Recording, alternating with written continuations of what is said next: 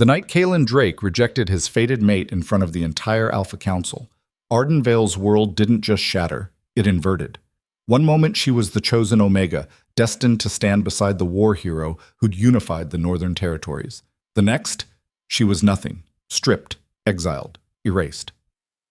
They laughed as guards dragged her from the hall, her bond fracturing like glass under a hammer. But here's what they didn't know. Rejection doesn't always break you. Sometimes it rebuilds you into something they can't survive. If you want to see how an Omega brings an empire to its knees, stay until the end. Drop your city in the comments and smash that like button. You won't believe where this goes. The chandeliers cast cold light across the marble floor, each crystal shard throwing fractured rainbows onto faces that shouldn't have been smiling. But they were. They were all smiling. Arden Vale stood in the center of the Alpha Council chamber with her hands clasped so tight her knuckles had gone white. The formal presentation gown they dressed her in, pale silver silk that caught the light like water, felt like a shroud now. Every stitch of it had been chosen by someone else. Every seam had been approved by the council's stylist to make her look acceptable, soft, compliant. The perfect match for a war hero. She'd believed it too. For weeks, she'd believed this was her destiny. Kalen Drake stood 15 feet away, his back to her. 6'4", shoulders broad enough to carry armor, jaw cut from stone and scarred along the left side from whatever battle had made him a legend before he'd turned 25. His dress uniform was black with silver threading, the kind of thing that made every alpha in the room look like a child playing pretend. He didn't look at her. Hadn't looked at her since they'd entered the chamber. The bond hummed between them like a live wire. Arden could feel it in her chest, just below her sternum. A golden thread that pulsed in time with her heartbeat, pulling her toward him even as her feet stayed rooted to the floor. It had snapped into place 3 weeks ago during the Harvest Moon gathering, the moment their eyes had met across the crowd. Fated mates. 1 in 10,000. She'd felt like the luckiest Omega alive. Now the thread felt like a noose.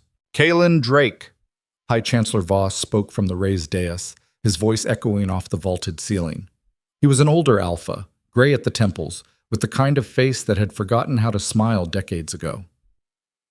You stand before this council to accept your bond match with Omega Arden Vale of the Healers Guild. Do you accept the bond? Silence stretched like a knife blade. Arden's heart hammered against her ribs. She could hear the shuffle of feet behind her, hundreds of witnesses packed into the gallery, all of them holding their breath. The ceremony was supposed to be a formality. Fated bonds didn't get rejected. They couldn't be rejected. The instinct was too strong, the pull too absolute. But Kalen still hadn't turned around. I need an answer, Drake. Voss's tone sharpened. Arden took half a step forward. Her voice came out smaller than she'd meant it to. Kalen? He flinched. It was subtle, just a twitch at his shoulder, but she saw it. And that's when she knew. I reject the bond. The words dropped into the chamber like stones into still water. For 3 full seconds, nobody moved. Arden's breath caught in her throat. She heard the words. She understood the words. But her brain refused to process them because they didn't make sense. Fated mates didn't reject each other. That wasn't how it worked. That wasn't how any of this worked. What? Her voice cracked. Kalen finally turned. His eyes were gray-blue, the color of winter ice, and they looked straight through her like she was made of glass. No warmth, no recognition, just cold assessment. I reject the bond, he repeated. Louder this time, clearer. The gallery erupted. Voices overlapped in a cacophony of shock and outrage, and something worse, amusement. Someone laughed, high and sharp, like breaking glass. Then someone else joined in, then a dozen more. Arden's knees almost buckled. You... She couldn't get the words out. Her chest felt like it was caving in. You can't... I can. Kalen's jaw tightened. And I am. Chancellor Voss rose from his seat, one hand lifted for silence. The crowd quieted, but the damage was done. The laughter still echoed in Arden's ears. This is highly irregular, Voss said carefully. Drake, you understand what you're doing? A fated bond is sacred. To reject it is to... I understand perfectly. Kalen cut him off. His voice was flat, emotionless. She's weak, I need a mate who can stand beside me in war, not one who'll break the first time blood gets spilled. Look at her. Arden's vision blurred. She's a healer, Kaelin continued, and the way he said the word made it sound like an insult. Fragile. Soft. The bond made a mistake. The bond doesn't make mistakes, someone called from the gallery.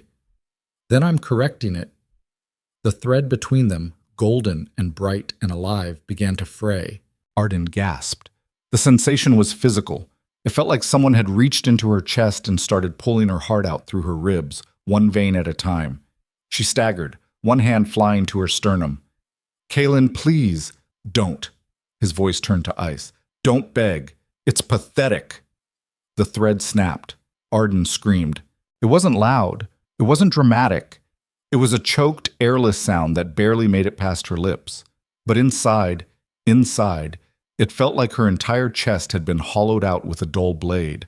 The bond didn't just break, it shattered, leaving jagged edges that scraped against her lungs with every breath. She collapsed. Her knees hit marble. Her palms followed. Somewhere far away she heard voices, concerned, mocking, indifferent, but they sounded like they were underwater. Kaelin didn't move. He stood there, unmoved, while she folded in on herself on the floor in front of 300 witnesses. Pathetic, someone whispered. Did you see her face? What did he expect? She's just a healer. Omegas like that shouldn't even be allowed at these ceremonies. Arden squeezed her eyes shut. The pain was unbearable. It wasn't just emotional, it was visceral. The place where the bond had lived now felt like an open wound, raw and bleeding and wrong. Omega Vale! Voss's voice cut through the noise. Stand! She couldn't. I said stand. Hands grabbed her arms, guards, she realized distantly, and hauled her upright. Her legs shook so badly she could barely hold her weight. One of the guards muttered something under his breath. It sounded like waste of time. Voss descended from the dais, his expression carved from granite. When he stopped in front of her, Arden forced herself to meet his eyes. By rejecting the bond, Voss said coldly, Kaelin Drake has declared you unworthy of your mate status. As is tradition, you will be stripped of rank and removed from the capital. Removed? Arden's voice came out hoarse. You mean exiled? The word hit like a fist. You can't... She looked past Voss to Kaelin, desperate. Tell them. Tell them this is a mistake. The bond was real. You felt it too, I know you did. Kaelin's expression didn't change. I felt nothing. Liar. The word screamed through her head, but she couldn't say it out loud. Because what would be the point? He'd already made his choice. In front of everyone. Please. She hated how small her voice sounded. Hated the tears burning at the corners of her eyes. Hated herself for still wanting him to take it back. I can be stronger. I can... You can't. Kaelin finally looked away. That's the problem. Voss gestured to the guards. Remove her. Wait. Arden twisted in their grip, but they were alphas, and she was an omega who just had her bond ripped out, and she had no strength left. Wait. I have rights. You have nothing. Voss's tone was final. By dawn, your name will be struck from every record, your title revoked, your place in the Healers Guild dissolved. You are no longer a citizen of this city. Where am I supposed to go? No one answered. The guards dragged her backward. Arden's heels scraped against the marble, her vision swimming. The crowd parted as they hauled her toward the doors, and she saw their faces, some pitying, most disgusted, a few openly gleeful. Should have known better than to aim so high, one alpha muttered. Healer trash. Bet she begged him to keep her. Arden's nails dug into her palms hard enough to draw blood. The last thing she saw before the doors slammed shut was Kaelin, still standing in the center of the chamber, his back straight and his face empty. He didn't look back.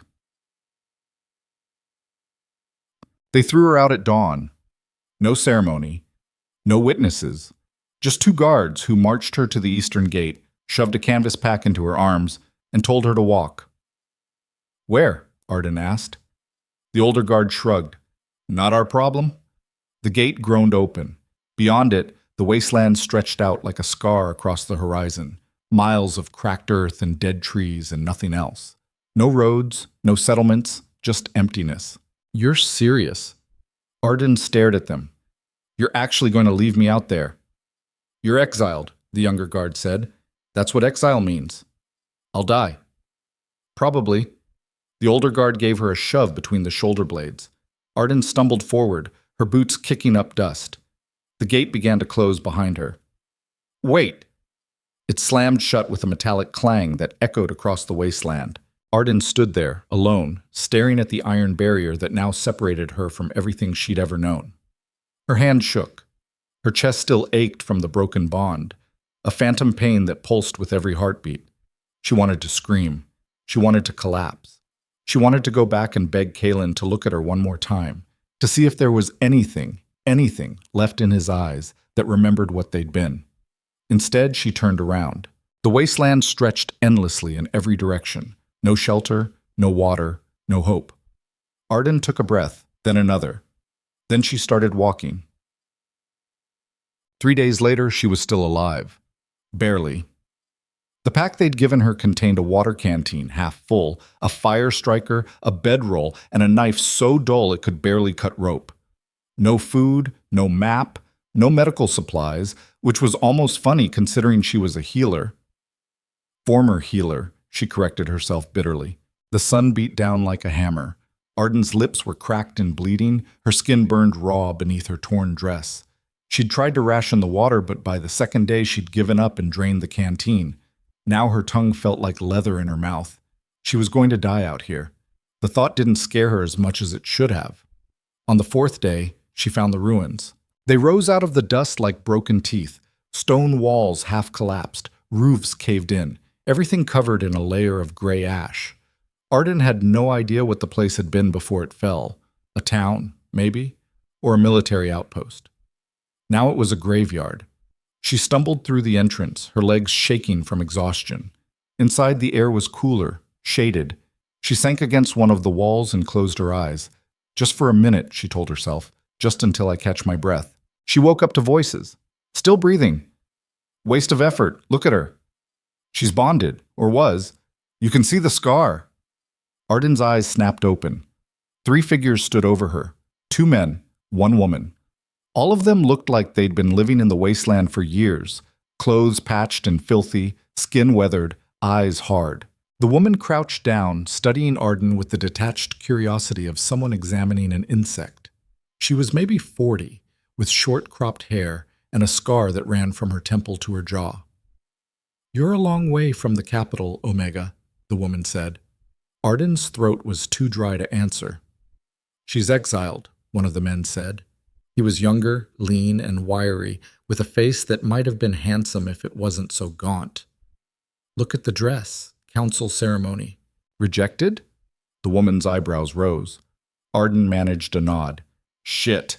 The woman sat back on her heels. That's rough. Kill her or leave her, the other man growled. He was older, broad-shouldered, with a voice like gravel. Either way, we're wasting time. She's dying anyway, the younger man pointed out. Look at her lips. No water for days.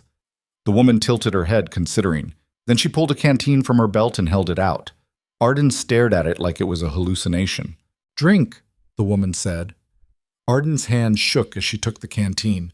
The water was warm and tasted like rust, but it was the best thing she'd ever had in her life. She drank until the woman pulled it back. Easy, you'll make yourself sick. Why? Arden's voice came out as a rasp. Why what? Why help me? The woman shrugged. Because I was you once. Different city, same story. Omega gets rejected, Omega gets exiled, Omega dies in the wasteland. Except I didn't die. She stood, slinging the canteen back onto her belt. Name's Kyle, she said. You want to live? You come with us. You want to die? You stay here. Either way, decide fast. We're moving in 5 minutes. Arden looked at the 3 of them. Outcasts. Survivors. People the capital had thrown away just like her. She thought about Kalen's face. Cold. Dismissive. Pathetic. Then she pushed herself to her feet. I'm coming. Kale smiled. It wasn't a kind smile. Good. Because out here, Omega, nobody gives a shit what you were. Only what you can do. But they called themselves the Forgotten. Arden learned that in the first week. She also learned that the wasteland wasn't as empty as it looked. There were settlements scattered across the dead zones, makeshift camps built from scavenged metal and stone, populated by exiles, deserters, and people who'd chosen to leave the cities rather than submit to their hierarchies. Kael's group was small, just the three of them, plus Arden now. They moved constantly, scavenging ruins for supplies, hunting what little game still survived in the wastes, and avoiding the others. Others? Arden asked on her 5th day. They were sitting around a fire, roasting some kind of stringy rodent that tasted like charcoal. Kael poked at the flames with a stick, her expression unreadable. Corrupted, she said finally. What's that mean? It means exactly what it sounds like. The younger man, his name was Finn, leaned forward. People who got too close to the shadow zones, breathed in too much of the poison, turns them into something else.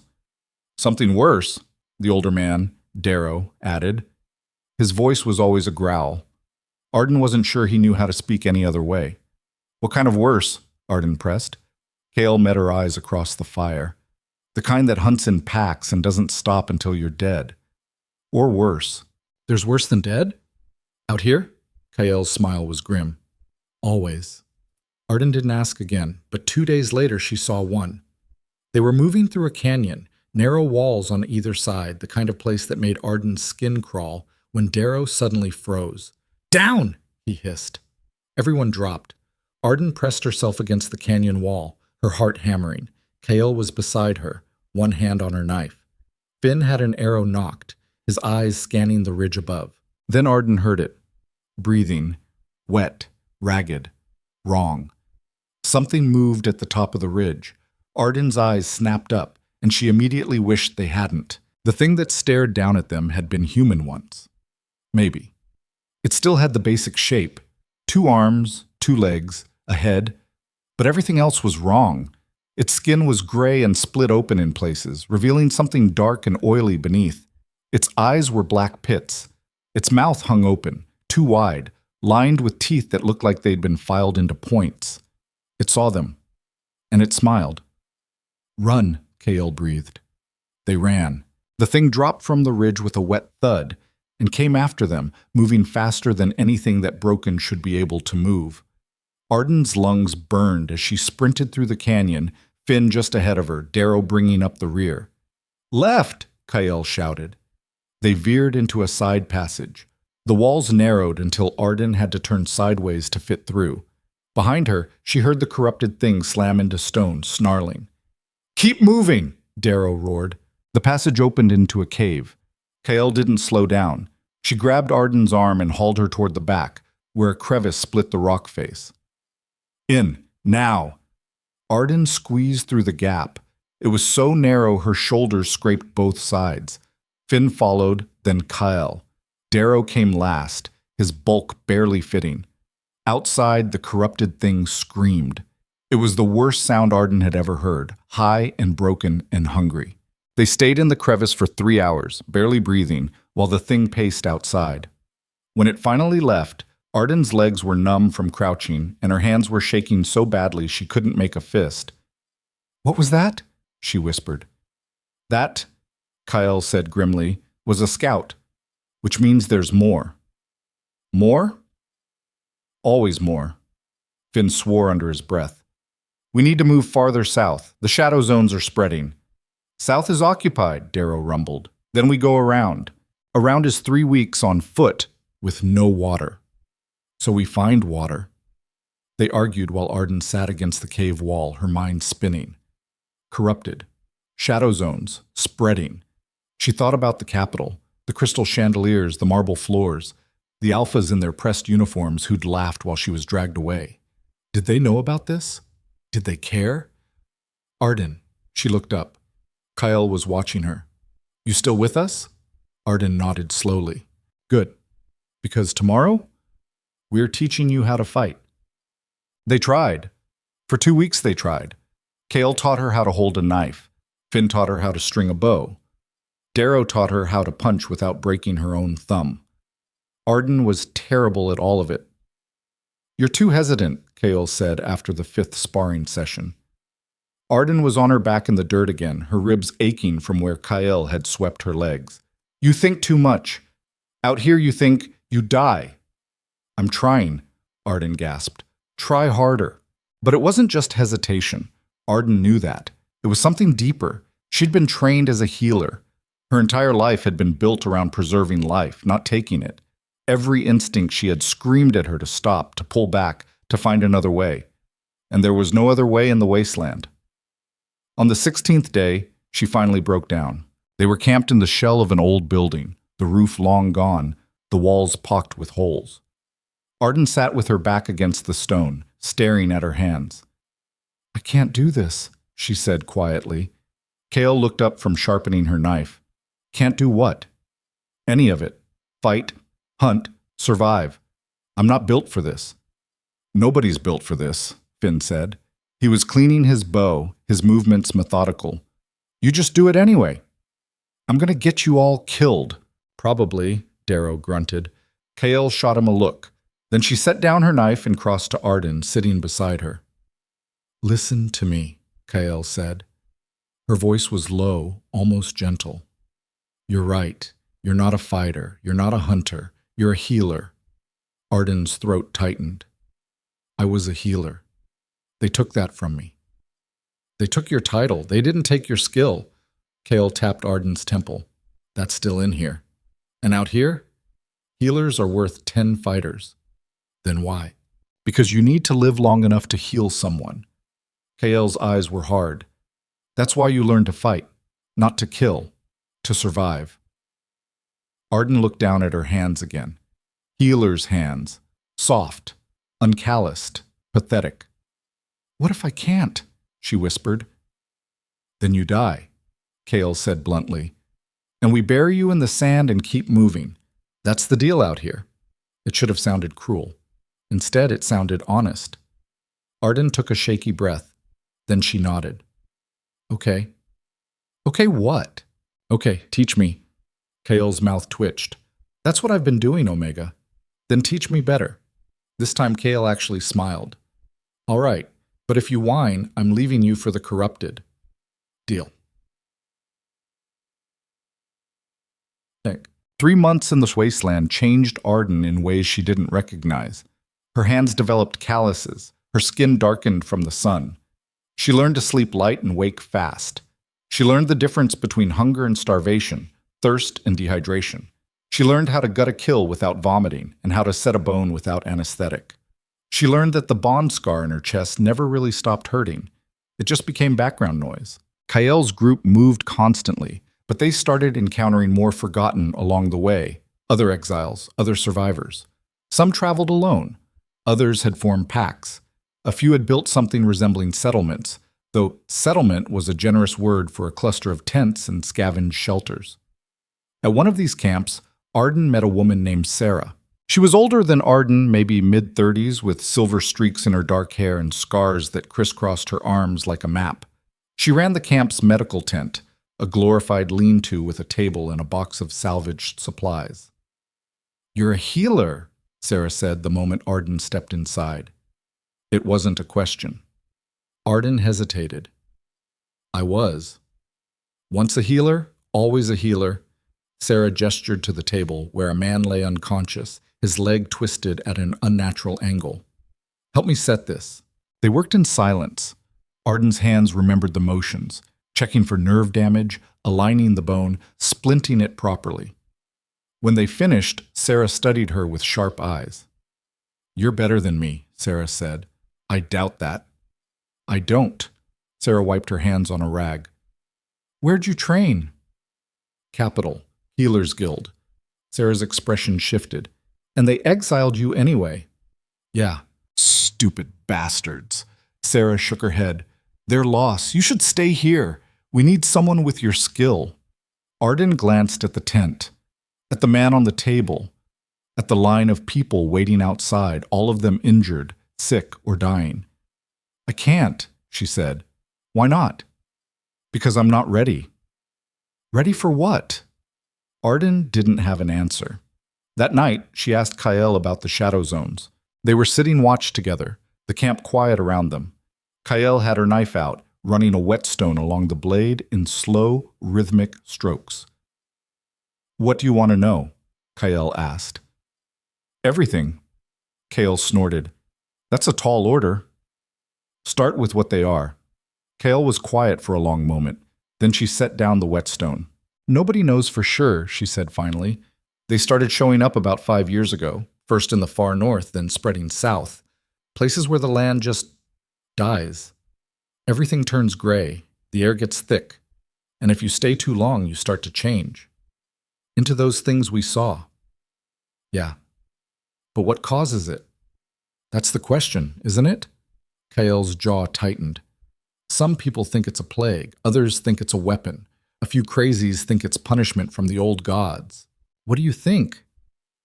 I think it doesn't matter what caused it. It's here, and it's getting worse. Arden stared out at the wasteland. In the distance, she could see a faint grayish haze on the horizon, shadow zone. Has anyone tried to stop it? She asked. Kael laughed bitterly. The capitals don't give a shit. As long as it stays in the wastelands, it's not their problem, and the Forgotten don't have the resources. So we just wait for it to spread? Pretty much. Arden's chest tightened. That's insane. Welcome to the wasteland, Omega. But something in Arden's mind had started turning. She thought about the corrupted thing they'd seen, the way its skin had split open, the darkness beneath. She thought about her training, about the way healing worked, not just bandaging wounds, but understanding the source of the damage. What if it's not a plague? She said slowly. Kael glanced at her. What? What if it's something else? Something that can be reversed? You're reaching. Maybe. Arden turned to face her. But you said healers are valuable out here. What if a healer could figure out how to stop the corruption? Kael stared at her for a long moment. Then she shook her head. Even if you could, she said quietly, why would you? The capitals threw you away. Let them burn. Arden didn't answer, but the question stayed with her. Osham. 6 months into her exile, Arden had her first real test. They were moving through the outer edge of a shadow zone, close enough to feel the wrongness in the air, but not close enough to risk corruption. Kael had insisted it was the fastest route to their next supply cache. Arden wasn't so sure. The air tasted wrong, metallic, bitter, like breathing in rust and decay. Every step felt heavier than the last, and the temperature had dropped at least 10 degrees despite the sun overhead. Stay close, Kael murmured. She had her knife out, her eyes scanning the gray landscape. Finn and Darrow flanked them, weapons ready. They made it halfway through before the corrupted found them. This time, there were 5. They came out of the gray mist like shadows solidifying into flesh, twisted, broken things that moved wrong and sounded wrong and made Arden's skin crawl just looking at them. Run! Darrow roared, but there was nowhere to run. The corrupted spread out, cutting off every route. Kael swore viciously and charged the nearest one, her knife flashing. Finn's bow sang. Darrow met another head-on with a roar that shook the ground. And Arden froze. One of the corrupted turned toward her, its black pit eyes locked onto hers. Its mouth split into that too wide smile. Move! She screamed at herself. Move! But her legs wouldn't obey. The corrupted lunged. Arden's instincts finally kicked in. Not to fight, but to heal. Her hand shot out, palm forward, and something inside her chest ignited. Light exploded from her palm. Not normal light. This was wrong, golden and searing and impossibly bright. It slammed into the corrupted like a physical force, and the thing screamed, not in pain, in shock, because the corruption was burning away. Arden watched, horrified and fascinated, as the gray skin began to crack and peel, revealing human flesh beneath. The black eyes cleared, the twisted limbs straightened, and then the person, because it was a person now, a man maybe 30 years old, collapsed. Dead. Arden stared at her hand. What did I just do? Arden! Kael's shout snapped her back. The other corrupted were closing in. Finn was down, clutching his arm. Darrow was bleeding from a gash across his ribs. Arden's hand was still glowing. She didn't think. She just pushed. The light erupted again, wider this time, sweeping across all 4 remaining corrupted. They shrieked in unison as the corruption burned away, as their bodies twisted back into something human. And then they died. All of them. The wasteland went silent. Arden sank to her knees, gasping. Her hand had stopped glowing, but it felt like she'd just run 10 miles. Every muscle in her body screamed. Her vision swam. "What the fuck?" Finn breathed. Kale was staring at her. "What did you just do?" "I don't know." Arden's voice shook. I didn't mean to. You killed them. I was trying to heal them. By burning the corruption out." Kale's eyes were wide. Healers can't do that. That's not possible." But Arden was staring at the bodies. 5 people. 5 humans who'd been corrupted, and then uncorrupted. For maybe 3 seconds before their bodies gave out. She'd healed them and killed them. "We need to go," Darrow growled. He was pressing a hand to his ribs, blood seeping between his fingers. "Now."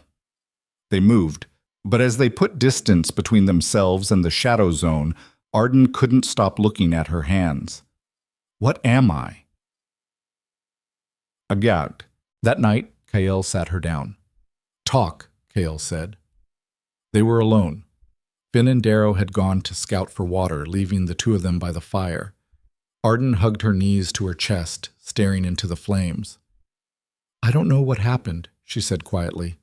"Bullshit." "I don't." Arden's voice cracked.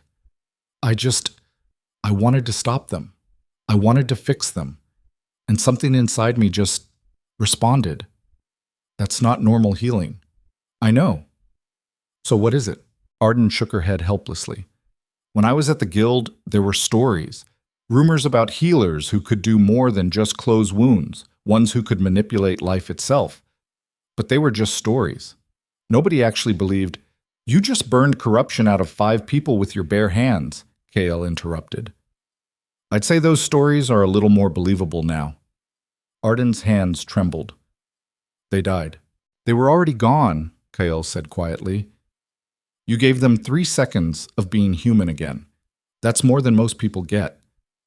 That's not enough." "Maybe not." Kael poked the fire with a stick. "But it's a start." Arden looked up sharply. "A start for what?"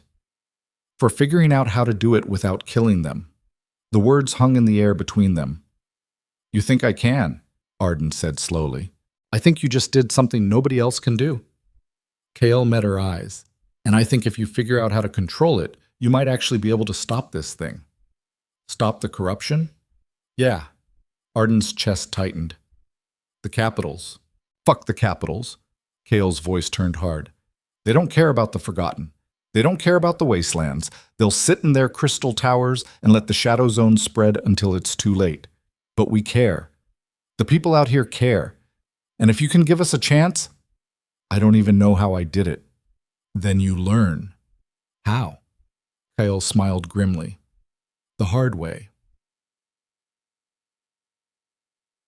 The hard way turned out to be exactly that. Over the next 3 months, Arden practiced. She started small, trying to heal Darrow's cuts without using conventional methods. Then Finn's twisted ankle. Then a woman in one of the camps who'd been poisoned by contaminated water. Every time she felt that same ignition in her chest, that golden light that wanted to burn through everything broken and make it whole. But control was harder than she'd thought. The first time she tried to heal the poisoned woman, she accidentally set the woman's entire arm glowing. The woman screamed. Arden panicked and pulled back, and the poison returned worse than before. It took 4 more tries before Arden managed to burn the poison out without killing the tissue around it. "You're getting better," Sarah told her.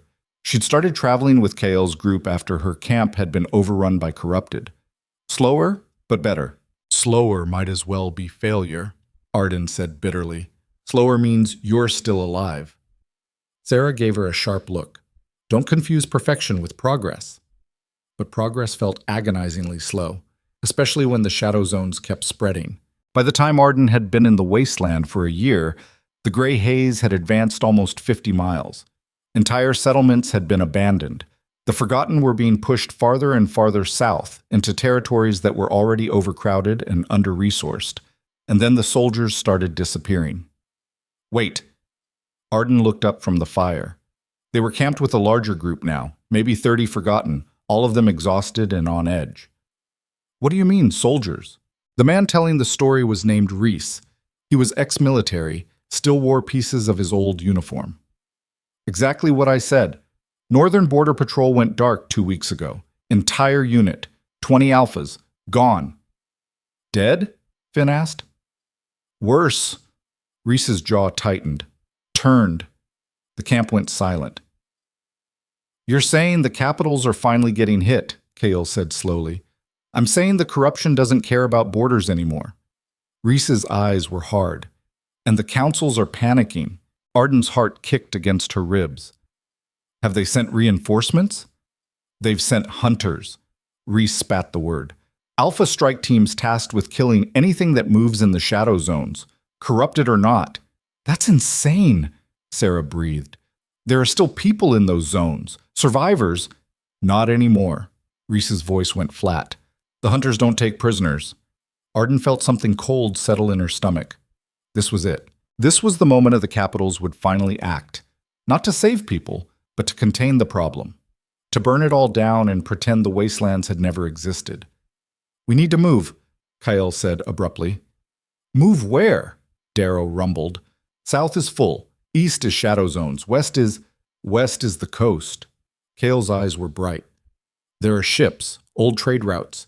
If we can get there, we'll what? Sail into the ocean and hope for the best? Better than waiting here to die. They argued for another hour, but Arden stopped listening because an idea had started forming in her head. A terrible, reckless, probably suicidal idea. When the group finally dispersed to sleep, she found Kyle sitting watch. I need to go north, Arden said. Kale looked at her like she'd grown a second head. Are you insane? Probably. The shadow zones are spreading from the north, Arden. Going there is a death sentence. I know. Arden took a breath. But if I can figure out what's causing the corruption, if I can find the source, maybe I can stop it. And maybe you'll just get yourself killed. I'm going to die anyway. Arden's voice was steady. We all are, if this keeps spreading. At least this way I'm doing something. Kale stared at her for a long moment. Then she sighed. You're not going alone. Kale, I said you're not going alone. Kale stood, slinging her pack over her shoulder. If you're walking into hell, I'm coming with you. Someone's got to make sure you don't do something stupid. This entire plan is stupid. Exactly. Kale grinned. That's why you need me. They left at dawn. Just the two of them. Kale insisted Finn and Darrow stay with the group heading west. Someone's got to make sure those idiots don't get eaten, she'd said. The journey north took 2 weeks.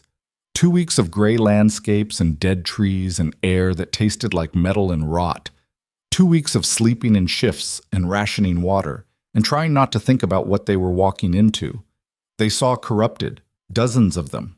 But Arden was getting better at controlling the light. She could burn the corruption away without killing the host. Sometimes. About 60% of the time. The other 40% still died.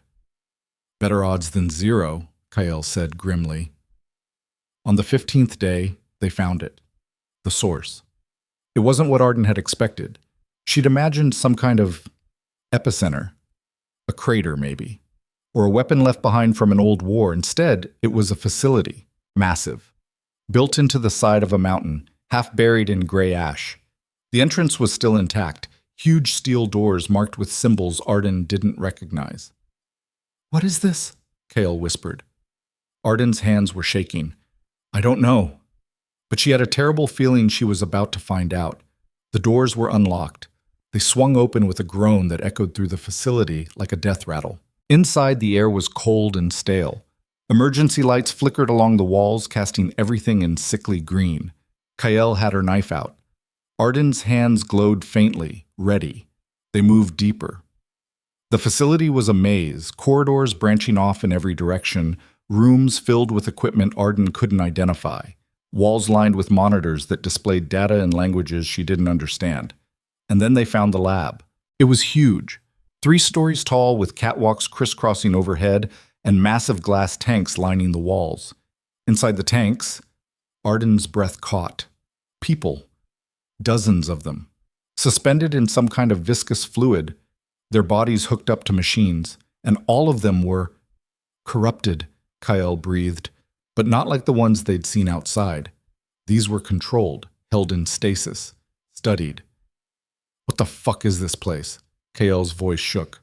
Arden moved closer to one of the tanks. The person inside, a woman, maybe mid-20s, had her eyes open. They were black pits, just like the corrupted, but there was something aware behind them, something that saw Arden, and screamed, not with her mouth, with her mind. The sound slammed into Arden like a fist, driving her to her knees. Images flooded her head, pain, terror, experimentation, creation. They made us, they made us, they made us. Arden! Kael's voice cut through the noise. Arden gasped, the connection severing. She staggered back, her head ringing. What happened? Kael demanded. They... Arden's voice shook. They were made. The corrupted. Someone created them. That's impossible. Look around, Arden gestured wildly at the lab. This is a research facility. They were experimenting on people, turning them into... A voice cut through the lab. Into weapons. Both of them spun. A man stood on the catwalk above them. Tall, middle-aged, wearing a lab coat that had once been white but was now stained with God knew what. And his eyes were the same black pits as the corrupted, but he was smiling. Welcome, he said pleasantly. I've been waiting for you. Arden's blood turned to ice because she knew that voice. She'd heard it before, years ago, in the capital. Archon Sir Virel, she whispered. The man's smile widened. Hello, Arden Vale, he said. We have so much to discuss. Arden's hand ignited before her brain caught up. Golden light exploded from her palm, searing through the stale air toward the catwalk where Archon Sir Virel stood. The man didn't flinch, didn't even blink. He just raised one hand, casual, almost bored, and the light stopped. Midair, frozen like it had hit an invisible wall. Impressive, Virel said. His voice carried that same pleasant tone like they were discussing the weather. But inefficient. You're burning through your reserves without understanding the mechanism. Typical healer mistake. Arden's chest heaved. Her hand was still glowing, still pushing, but the light wouldn't move forward. Sweat broke across her forehead. Let it go, Virel suggested. You'll only hurt yourself. Fuck you, Arden spat. Virel smiled, then he closed his fist. The light collapsed. The backlash hit Arden like a hammer to the sternum. She staggered backward, gasping, her vision swimming. Kyle caught her before she hit the ground. Easy, Kael hissed. Easy. Arden's ears were ringing. Her chest felt like someone had reached inside and squeezed her lungs. She looked up at Virel, who was descending the metal stairs with measured, unhurried steps. What did you do to me? Arden's voice came out hoarse. Nothing. Virel reached the bottom of the stairs and stopped about 10 feet away. You did it to yourself. Uncontrolled power always rebounds. I'm surprised you've survived this long without proper training. Training? Kael's knife was out, her stance low and ready. You turned people into monsters. That's not training. That's evolution. Virel's black eyes fixed on Kael with the kind of attention you'd give an insect. Though I wouldn't expect someone like you to understand the distinction. Someone like me, a weapon without purpose. Virel's gaze slid back to Arden. She, however, is different. Arden forced herself upright, shrugging off Kael's supporting arm. Her legs shook, but she locked her knees and met Virel's eyes. You knew my name, she said. Of course. How? Virel tilted his head. Because I've been watching you, Arden Vale, for a very long time. The words landed like ice water down her spine. Bullshit, Kael said flatly. Is it? Virel's smile widened. Tell me, Arden, when did your abilities first manifest? Before the exile? Or after? Arden's throat went dry. After, she whispered. Precisely. Virel clasped his hands behind his back, the gesture almost professorial. Because rejection doesn't just break a bond. It shatters the limitations placed on an Omega's potential. The bond is a leash, you see, a biological mechanism designed to keep Omegas compliant. Useful. Controlled. That's not... Ask yourself why healers in the capital never develop abilities beyond basic wound closure. Why their power plateaus so predictably. Why the guild teaches suppression techniques before they teach anything else. Virel's eyes gleamed. Because they know. They've always known. An Omega unbound is an Omega dangerous. Arden's hands clenched into fists. You're lying. Am I? Virel gestured to the tanks lining the walls. Every subject in this facility was bonded once. Every single one. And when I severed those bonds, forcibly, surgically, their abilities exploded. Some became corrupted. Yes, the process isn't perfect. But others, he turned to one of the tanks. Others became extraordinary. The woman inside, the one who'd screamed into Arden's mind, was staring at them. Her black eyes tracked Virel's movements with predatory focus. She can rewrite cellular structure at the molecular level, Virel said softly. Reshape flesh like clay. Before I freed her, she could barely heal a paper cut. You didn't free her! Arden's voice shook with rage. You tortured her. I elevated her. You turned her into a monster. No. Virel's tone hardened. I gave her a choice. Remain weak or become powerful. She chose power. They all did. They're in cages, Kale shouted. For now. Virel looked at her like she'd said something quaint. The stabilization process takes time. But once complete, they'll walk free, unbound, unstoppable, the beginning of a new evolution. Arden's mind was racing. None of this made sense. Virel was insane. He had to be. But the things he was saying, the way he described the bond, the suppression techniques. She thought about her training at the guild, the hours spent learning to contain her power rather than expand it. The instructors who'd praised her for being controlled and appropriate and safe. The ones who'd looked almost relieved when her abilities never grew beyond standard healing. You're thinking, Virel observed. Good. That means part of you recognizes the truth. The truth is you're a psychopath, Arden said. The truth is I'm the only one willing to do what's necessary. Virel stepped closer. Kale moved to intercept, but Virel's hand flicked out, casual, dismissive, and Kale flew backward like she'd been hit by a truck. She slammed into the wall 10 feet away and crumpled. Kale! Arden started toward her, but Virel was suddenly there, his hand wrapped around her throat. Not squeezing, just holding. I could kill you, he said quietly. His breath smelled like antiseptic and something sweet and rotten. Right now, before you even thought to resist. Do you know why I don't? Arden couldn't speak, couldn't breathe. Because you're perfect. Virel's thumb traced her jawline, almost tender, rejected publicly, humiliated, exiled, broken in every way that matters. And yet you survived, more than survived. You evolved, without my help, without guidance. You did what took me years of research to replicate. He released her. Arden gasped, stumbling back. Her hand went to her throat, feeling the phantom pressure of his fingers. Your rejection wasn't an accident, Virel said.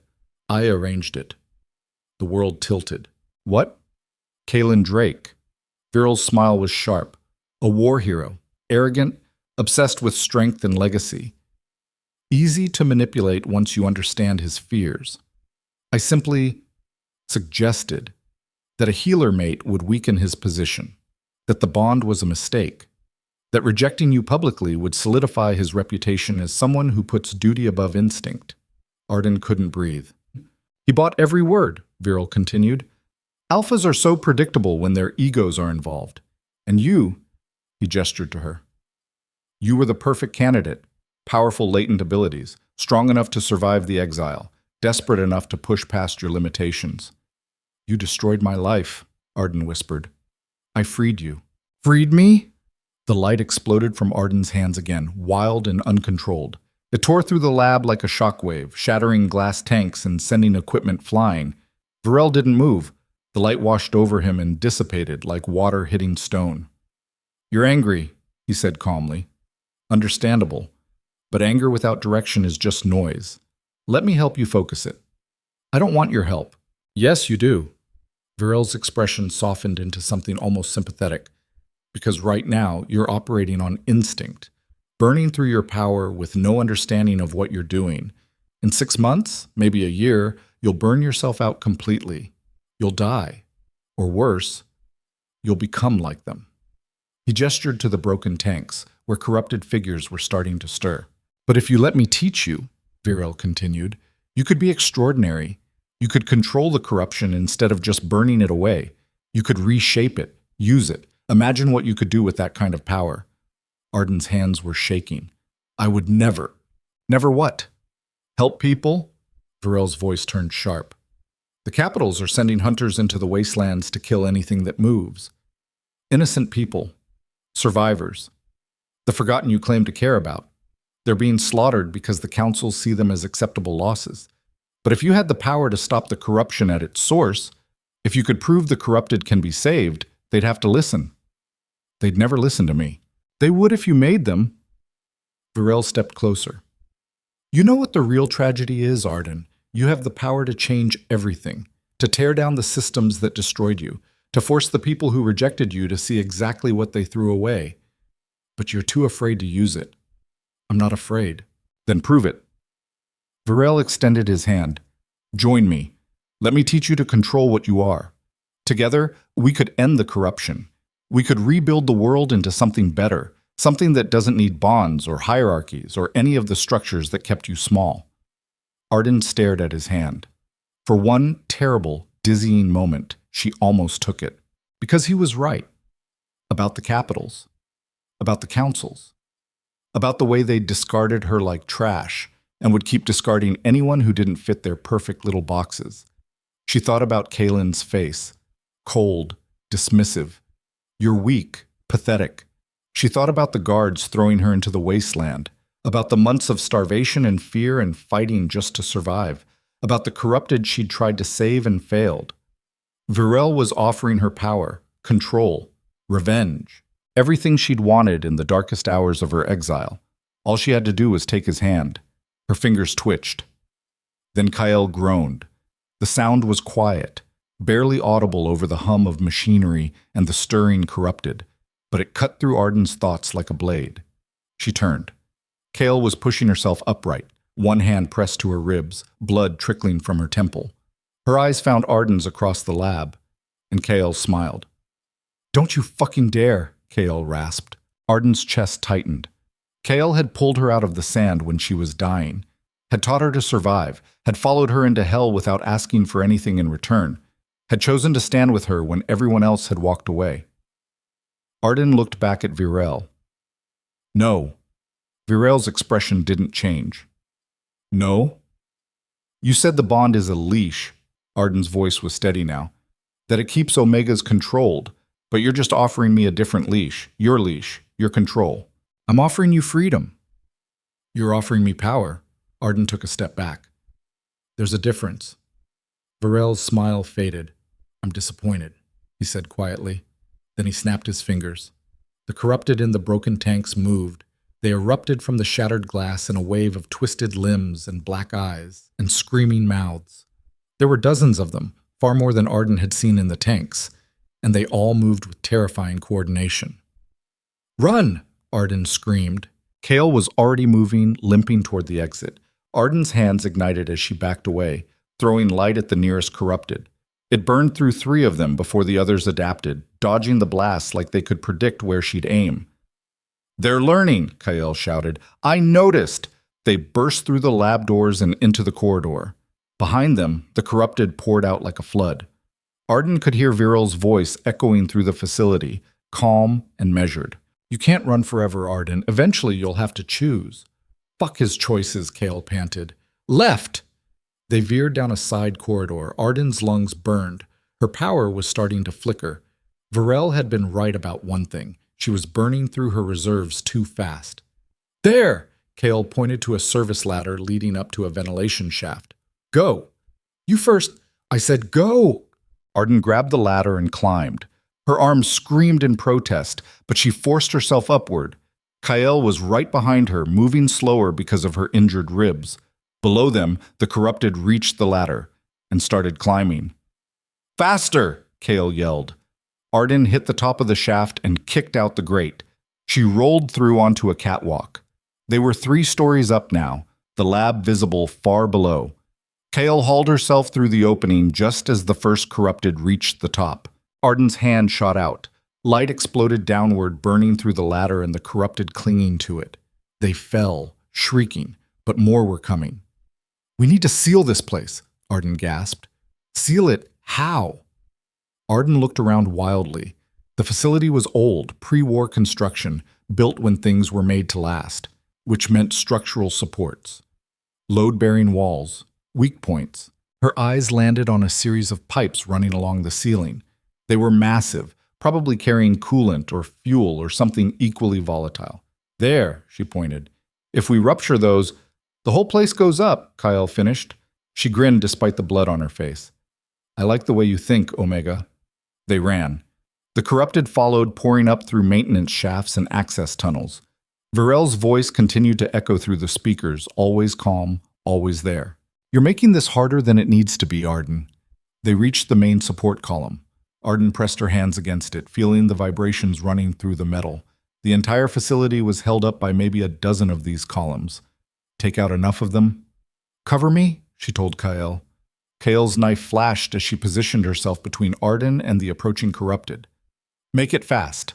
Arden closed her eyes. She'd never tried to use her power like this before. Not to heal or burn, but to destroy. To take something whole and tear it apart at the molecular level. But if Varel was right about one thing, it was that her power didn't follow the normal rules. So maybe she didn't have to either. She pushed. The light didn't explode outward this time. It sank inward, worming through the metal like roots through soil. She could feel the structure of the column, every weld, every stress fracture, every weak point. And she pulled. The metal screamed. Arden's eyes snapped open as the column buckled. Cracks spiderwebbed up its length, glowing with golden light. "Kyle, move!" They ran as the column collapsed. The sound was deafening, metal shrieking, concrete crumbling, the entire facility groaning like a dying beast. The floor buckled beneath them. Arden grabbed Kale's arm as they sprinted toward the exit, the ceiling collapsing in sections behind them. The corrupted tried to follow. Half of them disappeared under falling debris. Varel's voice crackled through the speakers one last time. "This changes nothing, Arden. You'll come back. They always do." Then the speakers died. Arden and Kale burst through the facility's main entrance just as the mountain began to collapse. They didn't stop running until they'd cleared 100 yards, and even then they kept moving as the entire structure folded in on itself with a roar that shook the earth. When the dust finally settled, there was nothing left but rubble. Arden sank to her knees, gasping. Every muscle in her body screamed. Her power was completely tapped out. She couldn't have lit a candle if she tried. Kale collapsed beside her, laughing breathlessly. "We just blew up a mountain," Kale said. "Yeah." "That was insane." "Yeah." "I think I cracked 3 ribs." "Sorry." "Don't be." Kale's grin was manic. "That was the most fun I've had in years." Arden couldn't help it. She started laughing too. It hurt. Everything hurt. But she couldn't stop. They sat there in the gray wasteland, covered in dust and blood, laughing like lunatics while the facility burned behind them. Then Kale's expression sobered. "He's not dead," she said quietly. Arden's laughter died. "I know. And everything he said about the bond, I know." Kale studied her. "Do you think it's true? That they've been suppressing Omega abilities on purpose?" Arden thought about the guild, about her instructors, about the way they'd smiled when she'd kept her power small and controlled and safe. "Yeah," she said quietly. "I think it's true." "Fuck. Yeah." They sat in silence for a moment. Then Kale said, "So what now?" Arden looked at the ruins, at the gray wasteland beyond, at her hands still trembling from power overuse. "Now," she said slowly, "we go back." "Back where?" "To the capital." Kale stared at her. "Are you insane? They exiled you. They'll kill you on sight. Maybe." Arden's jaw tightened. But Varel was right about one thing. The councils are sending hunters to slaughter the forgotten. And the corruption is spreading faster than anyone realizes. If we don't do something, if I don't do something, everyone in the wastelands dies. So your plan is to walk into the city that rejected you and what? Ask nicely for them to listen? No. Arden's eyes hardened. My plan is to make them listen, whether they want to or not. Kale was quiet for a long moment. Then she grinned. Now that sounds like a plan. Back. The journey south took 3 weeks. They moved carefully, avoiding both hunter patrols and corrupted. Word had spread through the forgotten networks. The facility was gone, but the corruption hadn't stopped. If anything, it was accelerating. By the time they reached the outer territories, Arden had started to regain her strength. Her power was still unstable, still prone to violent outbursts when her emotions ran high. But she was learning to control it, to shape it, to use it the way Varel had described, even if she'd never admit it out loud. They found Finn and Darrow with the Western group camped along the coast. The reunion was brief. Tight hugs, quiet relief, no words needed. You look like shit, Finn told Arden. Missed you too. Darrow just grunted and handed her a canteen of water, which, in Darrow speak, was basically a declaration of love. That night, Arden stood at the edge of the camp, staring east toward the capital. She could see the glow on the horizon, the city lights that never went dark, the crystal towers that scraped the sky, the place that had thrown her away. Kael appeared beside her, silent as always. You don't have to do this, Kael said quietly. Yes, I do. Why? Arden was quiet for a long moment. Because Varel offered me power, she said finally. The chance to tear down everything that hurt me, to make them pay. And for a second, just a second, I wanted it. That's human. That's dangerous. Arden's hands clenched. If I let anger drive me, I become exactly what he wanted. Another weapon, another monster. But if I go back to save people, to stop the corruption and force the councils to see what they've done, then maybe I can be something else. What? Arden smiled faintly. Someone they can't survive. Kael laughed. Now you sound like yourself again. They stood in silence, watching the distant lights. Then Kael said, He'll be there. Drake. Arden's chest tightened. I know. You gonna be able to handle that? I don't know. Want me to stab him for you? Maybe. Kael's grin flashed in the darkness. Just say the word. Back. They entered the capital at dawn. Not through the main gates, those would have been suicide. Instead, Kael led them through the old sewer systems, routes she'd learned during her own exile years ago. Smells like shit, Finn muttered. That's because it's literally shit, Kael replied cheerfully. They emerged in the lower district, the part of the city where laborers and servants lived, packed into tenements that never saw sunlight. Nobody looked twice at 4 people covered in grime and smelling like the sewers. Arden pulled her hood up, keeping her face hidden. Where to? Darrow rumbled. The Healers Guild, Arden said. Kael raised an eyebrow. Bold. They need to know what's coming. If I can convince them... They exiled you, Finn pointed out.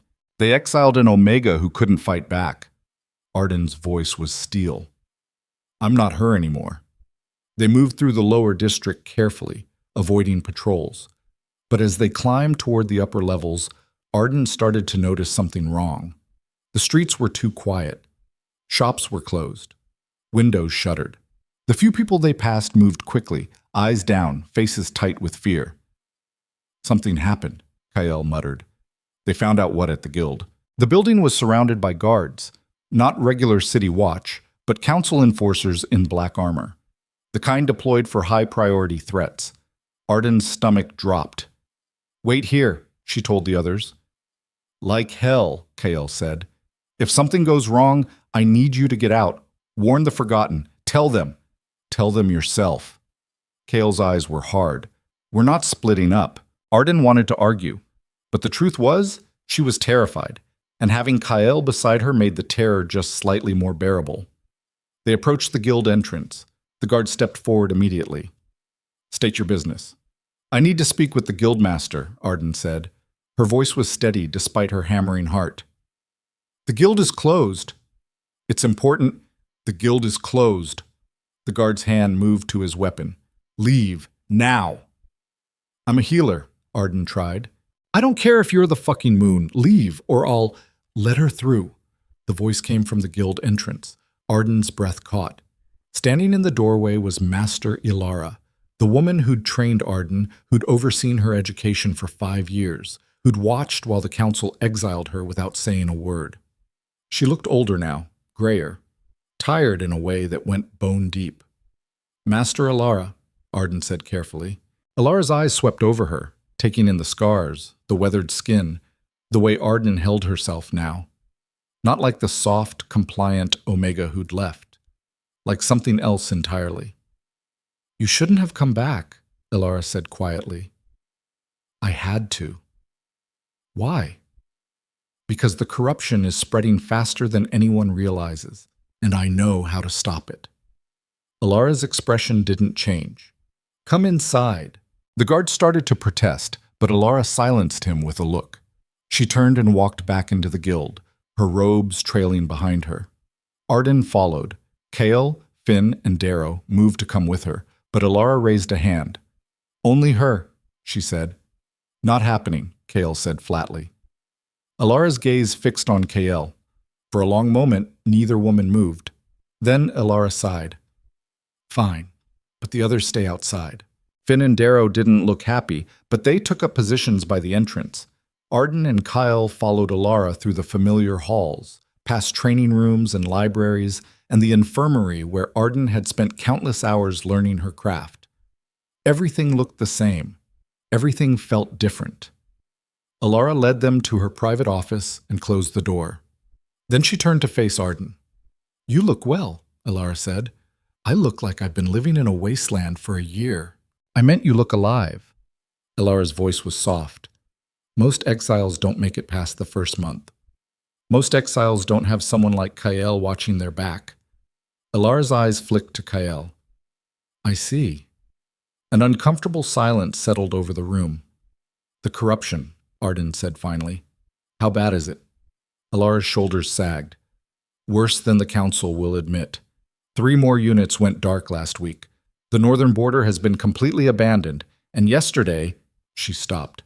"Yesterday what?" Arden pressed.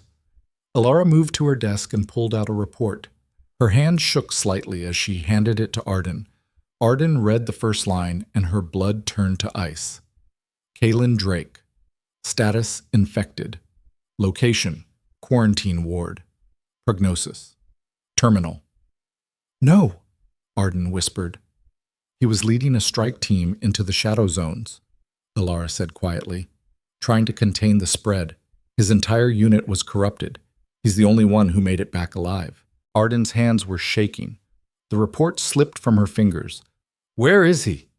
"Arden, where is he?" Ilara's expression crumpled. "In the sublevel, Ward 7. But you can't, he's too far gone. The healers have tried everything. There's nothing—" Arden was already moving. She burst out of the office, Kyle right behind her. The guard shouted, but Arden didn't stop. She knew these halls, knew every shortcut, every hidden passage. She hit the sublevel at a dead run. Ward 7 was at the end of a long corridor. The door was sealed, heavy steel with a biohazard warning stamped across it. Arden's hand lit up. She melted the lock. The door swung open. Inside, the ward was dark except for a single gurney in the center, lit by harsh fluorescent lights. And on the gurney, Arden's breath caught in her throat. Kaylin Drake lay strapped to the bed, his body covered in the telltale signs of corruption. Gray skin spreading up his arms, black veins crawling across his chest. His eyes were still gray-blue, still human, but barely. He turned his head as she entered, and his gaze locked onto hers. For 3 full seconds, neither of them moved. Then Kaylin's voice came out, hoarse and broken. "Arden?" And despite everything, despite the rejection, the exile, the year of hell she'd survived, Arden's heart shattered all over again. "Yeah," she whispered. "It's me." Kaylin's eyes closed. "You shouldn't be here. Too bad. I'm corrupted. His voice cracked. "I'm dying." Arden stepped closer. Her hands were shaking so badly she had to clench them into fists. "I can fix this," she said. Kaylin's laugh was bitter. "No, you can't. The healers tried. Nothing works. The corruption is too deep. The healers don't know what I know." His eyes opened again. This time, there was something else in them. Hope. And Arden hated how much that look still affected her. "You're not the same," Kalen said quietly. His gaze traveled over her, the scars, the hard edges, the way she stood now. "What happened to you?" Arden's jaw tightened. "You did." The words hit like a blade. Kalen flinched. "Arden, Don't." Her voice was cold. "Don't apologize. Don't explain. Don't do anything except lie there and let me decide whether you're worth saving." Silence. Then Kalen did something she'd never expected. He bowed his head. "I was wrong," he said quietly. "About everything. About you. About the bond. His voice broke. "I destroyed you. For nothing. Because I was afraid and arrogant and stupid." "Yes," Arden said. "You were.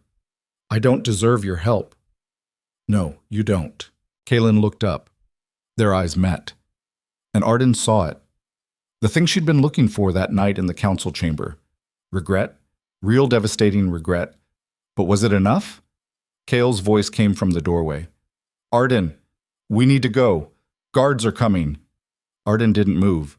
She stood there staring at the man who'd broken her, who'd thrown her away, who'd been manipulated by Virel, just like you were, a voice whispered in her head. Arden closed her eyes. When she opened them, her hands were glowing. "This is going to hurt," she said. Then she reached out and placed both palms on Kalen's chest. The corruption screamed. It felt alive. Not just dark energy, but something aware, something that wanted to consume and spread and destroy. It wrapped around her power like barbed wire, cutting, fighting. Arden gritted her teeth and pushed harder. She could feel the corruption's roots burrowing deep into Kalen's system, wrapped around his heart, his lungs, his soul. Pulling it out would kill him. So she did something else. She rewrote it. The light poured through her, into him, following the corruption's pathways and burning them clean. Not destroying, transforming. Turning poison into something neutral, something harmless. Kalen convulsed. His back arched off of the gurney, the restraints biting into his wrists. A sound tore from his throat, raw, agonized, animal. "Hold him!" Arden shouted. Kale was there instantly, pressing Kalen's shoulders down. Darrow and Finn burst into the room, adding their weight, but Arden didn't let go. She could feel her power draining, faster than ever before, burning through her reserves like wildfire. Her vision started to gray at the edges. Her legs shook. Just a little more, she told herself. Kalen's eyes snapped open. They were gray-blue again, completely human, and they were staring at her with something that looked like awe. Arden pulled back, gasping. Her legs gave out and she hit the floor hard. Kale caught her before her head cracked against the tile. "Easy," Kale muttered. "You overdid it again." "Did it work?" Arden's voice was barely a whisper. They looked at Kalen. The gray skin was gone. The black veins had vanished. He looked normal, exhausted and hollow-eyed, but human. "It worked," Finn breathed. "Holy shit. It actually—" The door slammed open. Council guards poured in, weapons drawn. At their head was someone Arden recognized, High Chancellor Voss, his face carved from granite. "Seize her," Voss ordered. "Wait." Kalen struggled against the restraints. "She just saved my life. She's an exile who breached quarantine." Voss's eyes were cold. "The law is clear." "The law can go fuck itself," Kalen snarled. "She can cure the corruption. Don't you understand what that means? It means she's dangerous. She's the only chance we have. All the more reason to contain her." Guards grabbed Arden's arms. She was too exhausted to fight back. Kael tried to intervene, but Darrow held her back. 3-on-1 weren't good odds. Voss stepped forward, studying Arden with clinical interest. "Arden Vale," he said. "You're under arrest for violating your exile and practicing forbidden healing arts. You'll be held until the council decides your fate." "I can stop the corruption," Arden said. Her voice was hoarse but steady. "I can save your people. Or you can kill them." Voss's expression didn't change. "We'll determine which when we examine you, thoroughly." The way he said the word sent ice down Arden's spine. "You can't!" Kalen was shouting now, fighting the restraints with renewed strength. Voss, listen to me. She's not a threat. She's an Omega with unregistered abilities who just melted through a biohazard seal and performed healing techniques no guild member has demonstrated in 50 years. Voss turned his back.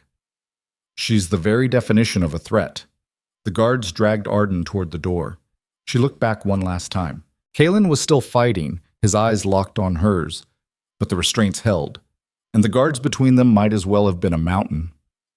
Arden! His voice cracked. I won't let them hurt you, I swear! Then the door slammed shut, and Arden was alone with guards who looked at her like she was a monster and a chancellor who saw her as nothing more than a problem to be solved. They threw her in a cell 3 levels below the council chambers. Stone walls, iron bars, no windows. Arden sat on the narrow cot and stared at her hands. She'd saved him. She'd actually saved him, and now she was going to die for it. Kale's face flashed through her mind. Then Finn's, Darrow's, all the Forgotten counting on her to come back, to warn them, to help them survive. She'd failed. Not yet, she whispered to the darkness, because she still had one card left to play. One thing Viral had been right about, the capitals were afraid of her, and fear, properly directed, was the most powerful weapon in the world. Arden closed her eyes and reached deep inside herself, past the exhaustion, past the pain, down to that core of light that Viral had tried to claim and Kalen had tried to destroy and the guild had tried to suppress, the power that was hers and hers alone. And she began to pull, not outward this time, inward, drawing the power back into herself, condensing it, compressing it until it felt like a star collapsing in her chest. The light dimmed in her hands but didn't disappear. It just went deeper, hotter, more controlled. Viral had been wrong about one thing. Arden didn't need his training to understand her power. She just needed to stop being afraid of it. The cell door clanged open 3 hours later. 2 guards entered, flanking a woman Arden didn't recognize. Mid-40s, severe features, wearing the white coat of a senior guild examiner. She carried a leather case that looked disturbingly medical. On your feet, the woman said. Arden stood slowly. Her body still ached from healing Kalen, but the exhaustion had faded to something manageable. The power hummed beneath her skin, waiting. Examiner Strand, the woman introduced herself. I'm here to assess your abilities. Assess. Arden's voice was flat. That's a polite word for torture. Strand's expression didn't change. Hold out your hands. No. One of the guards stepped forward, hand on his weapon. Strand raised a finger, stopping him. I can do this with your cooperation, Strand said calmly, or I can have you restrained while I work. Your choice. Arden studied the woman's face. Cold, clinical, the kind of person who'd cut you open just to see what was inside and call it science. She thought about Viral, about the tanks full of people he'd experimented on, about how thin the line was between examiner and torturer. What exactly are you planning to do? Arden asked. Standard resonance testing. I'll need blood samples, tissue samples, and a demonstration of your abilities under controlled conditions. And if I refuse? Then the council will assume you're too dangerous to contain and order your execution.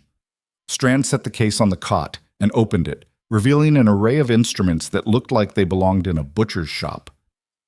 This can be painless, Miss Vale, or it can be excruciating. That part is entirely up to you. Arden's hands clenched into fists.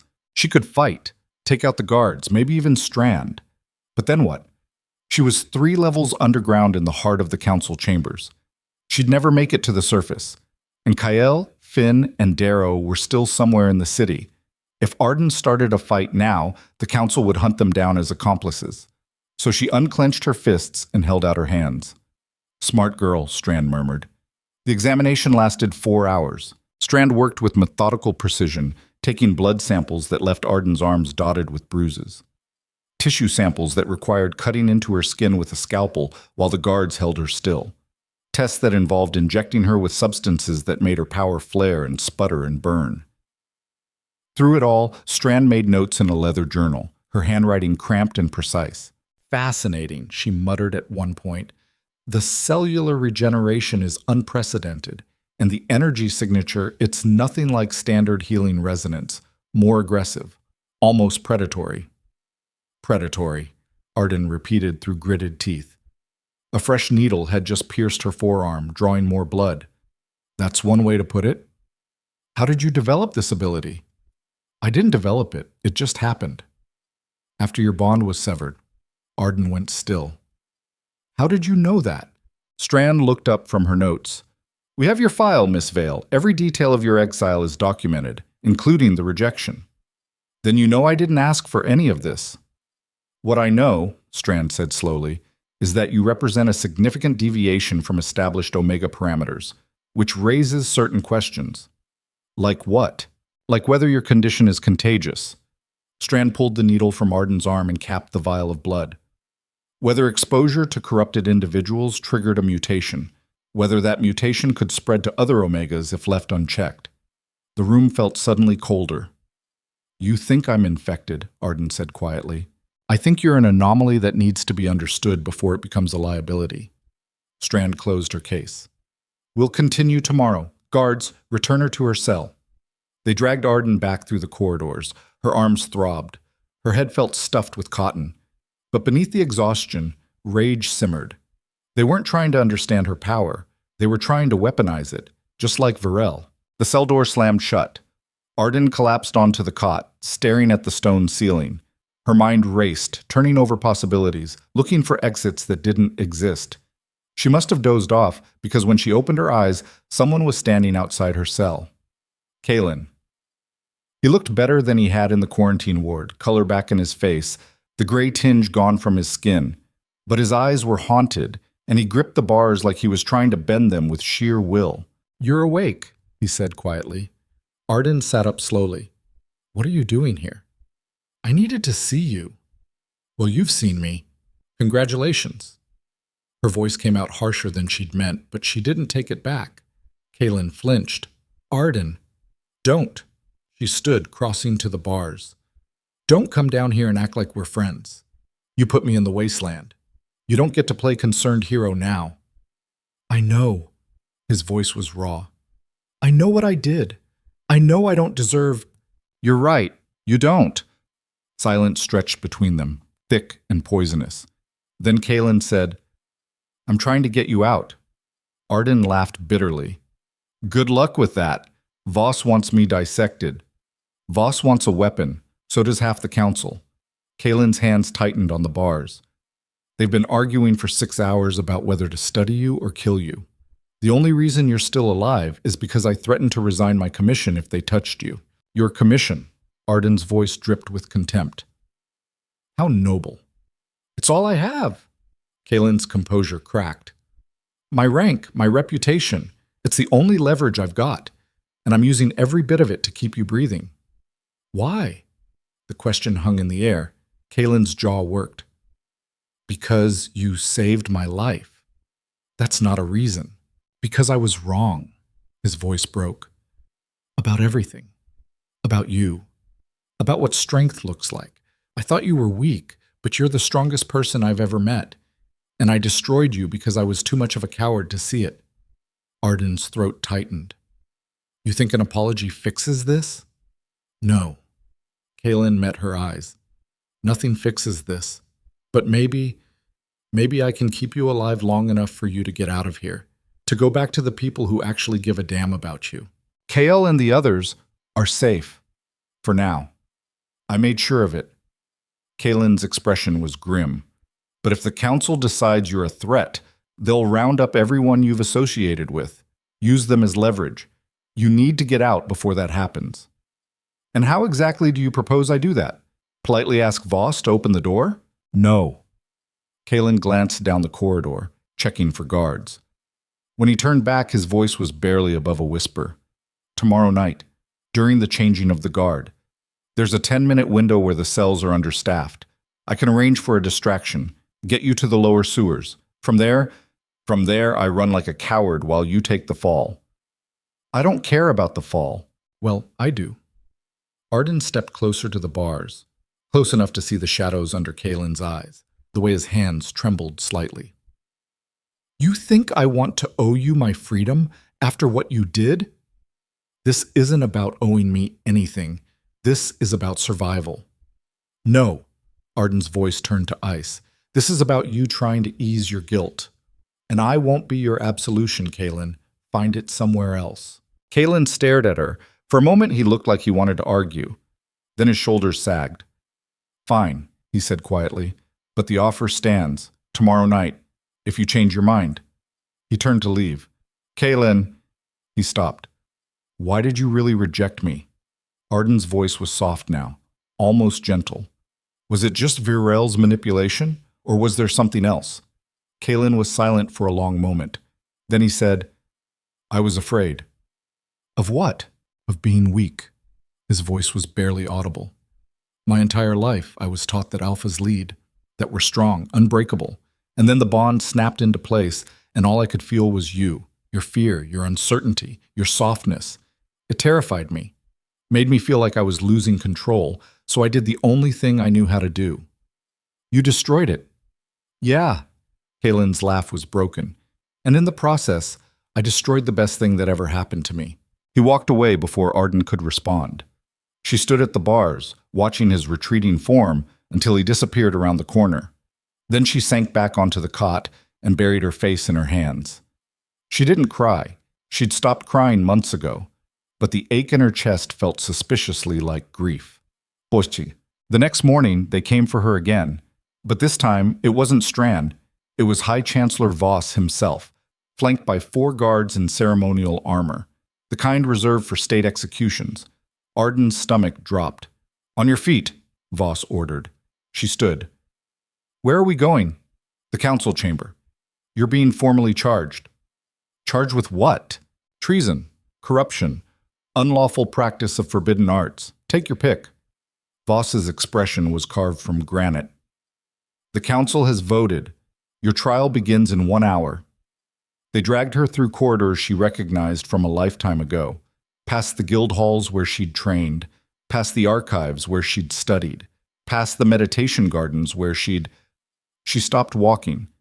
The guards yanked her forward, but Arden's eyes stayed locked on the gardens, because standing among the carefully manicured trees, half hidden in shadow, was a figure she recognized. Archon Sir Virel. He smiled at her. Then he raised one hand in a small, mocking wave. Arden's blood turned to ice. Move, the guard snarled. She moved, but her mind was racing. Virel was here, in the capital, which meant he'd survived the facility collapse, which meant he was still working toward whatever sick vision he'd outlined in that lab. And he'd just shown himself to her deliberately. Why? The council chamber was exactly as she remembered it. Vaulted ceilings, crystal chandeliers, marble floors polished to a mirror shine. The same space where Kaelin had rejected her a year ago. Now she stood in the center again, surrounded by the same faces that had watched her humiliation. The council sat in a semicircle on the raised dais, 12 members in total, all of them alphas except for one beta administrator. Voss sat at the center, his expression unreadable. To the side, in the witness gallery, Arden spotted Kaelin. He was in full dress uniform, his face carefully blank, but his eyes tracked her every movement. Arden Vale, Voss's voice echoed through the chamber. You stand accused of violating your exile, practicing forbidden healing techniques, and posing a threat to the stability of this city. How do you plead? Arden lifted her chin. Not guilty. Murmurs rippled through the gallery. Examiner Strand's report indicates your abilities are unprecedented and potentially dangerous, Voss continued. She recommends immediate containment and further study. Do you dispute her findings? I dispute the idea that being different makes me dangerous. You melted through a biohazard seal using nothing but raw power, one of the other council members interjected. A woman with silver hair and sharp eyes. You healed corruption that our best guild members declared terminal.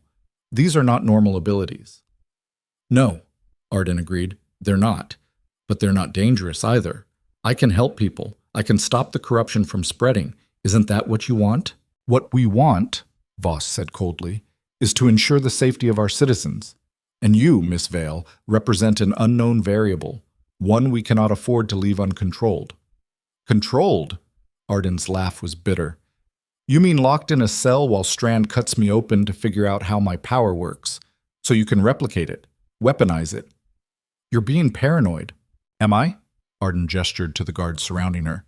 Then why the executioner's escort? Why the trial instead of a conversation? You've already decided I'm guilty. This is just theater. Voss's expression hardened. You will show respect. Respect? Arden's voice rose. You exiled me for being rejected. You threw me into the wasteland to die. And now you want respect?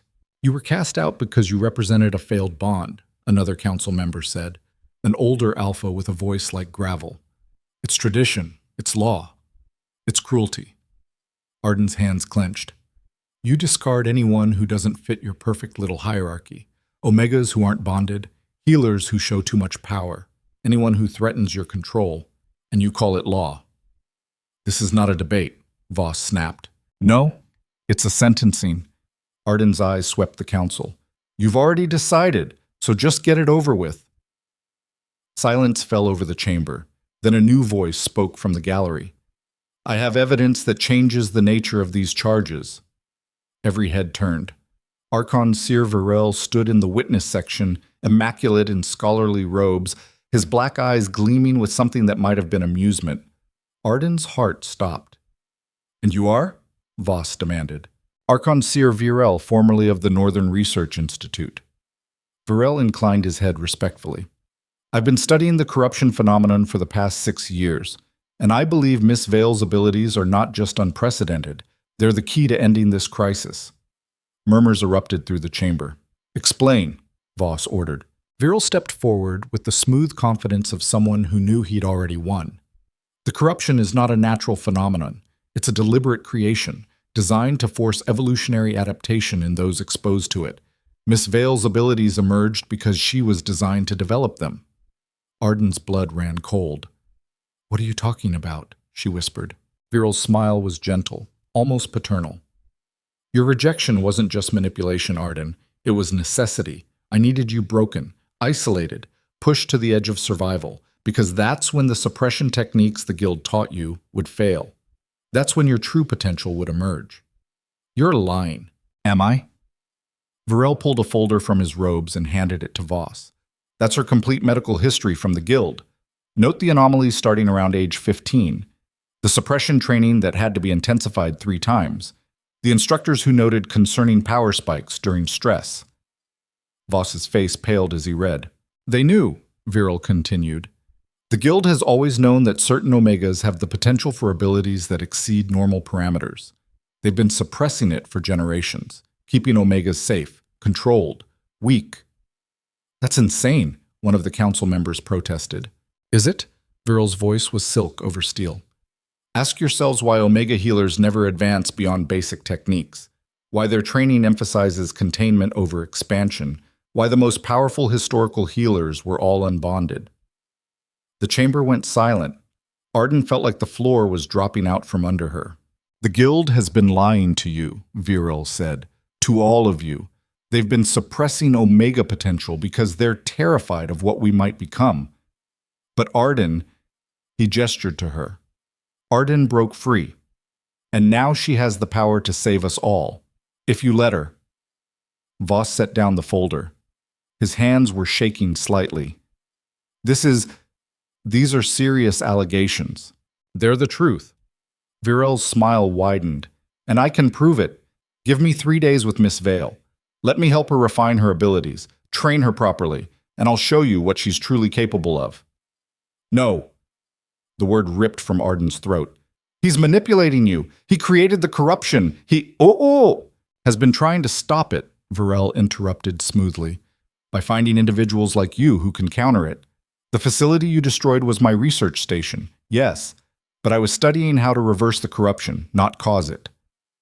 You had people in tanks, Arden shouted. You were experimenting on them. I was trying to save them. Virel's voice turned sorrowful.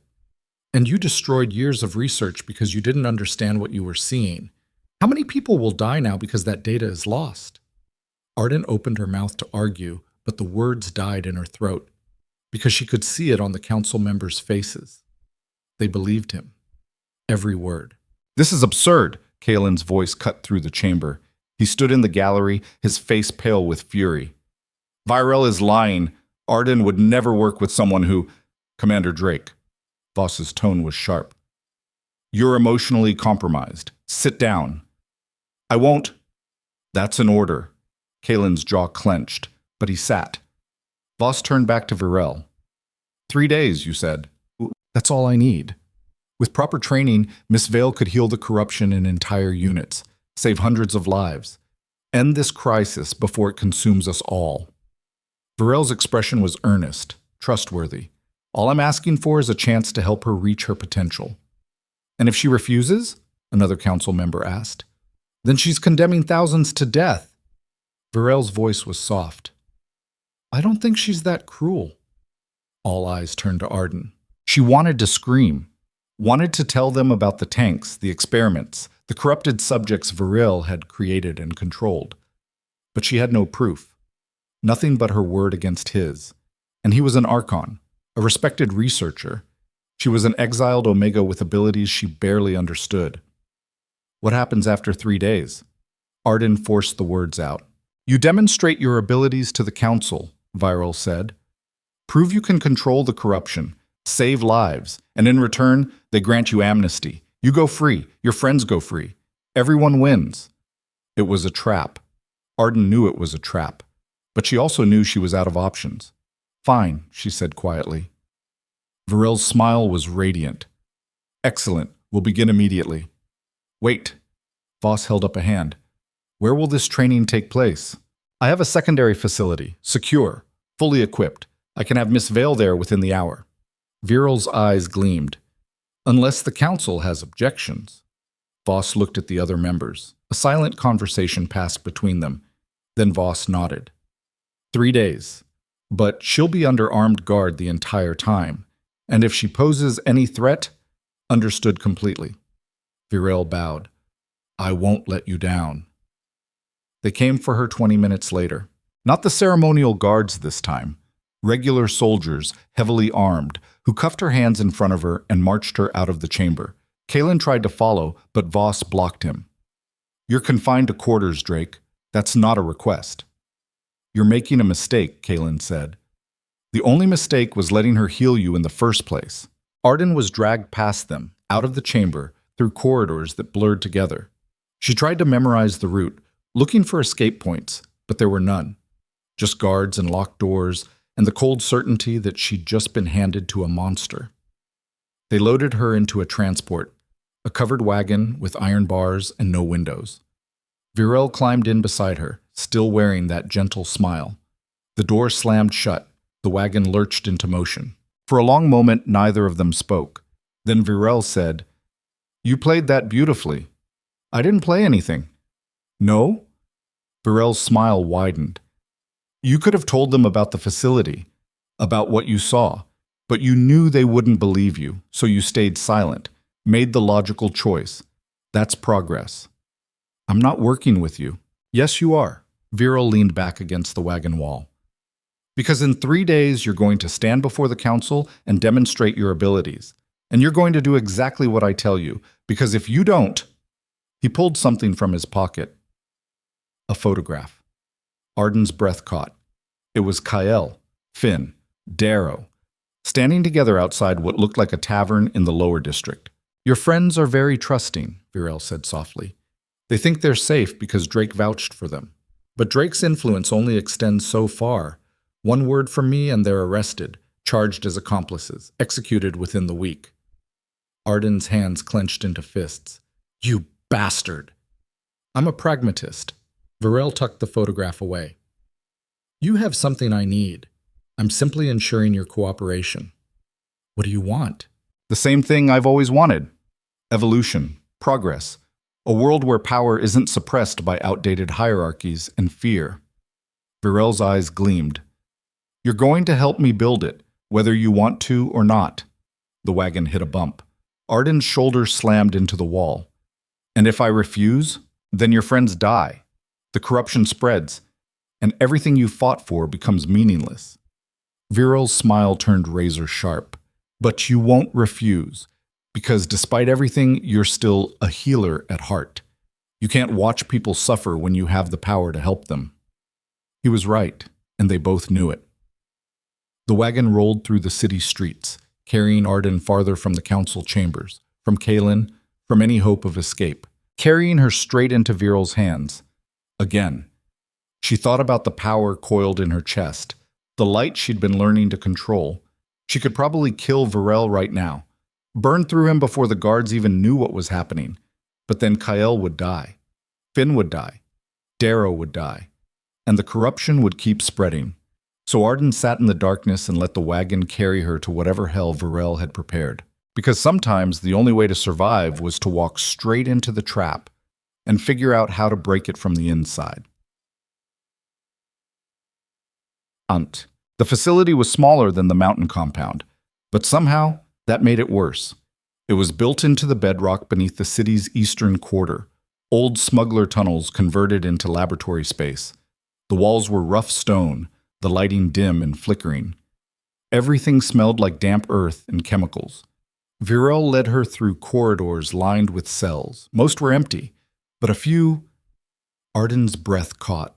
People, strapped to metal tables, hooked up to machines, some corrupted, some not, all of them conscious.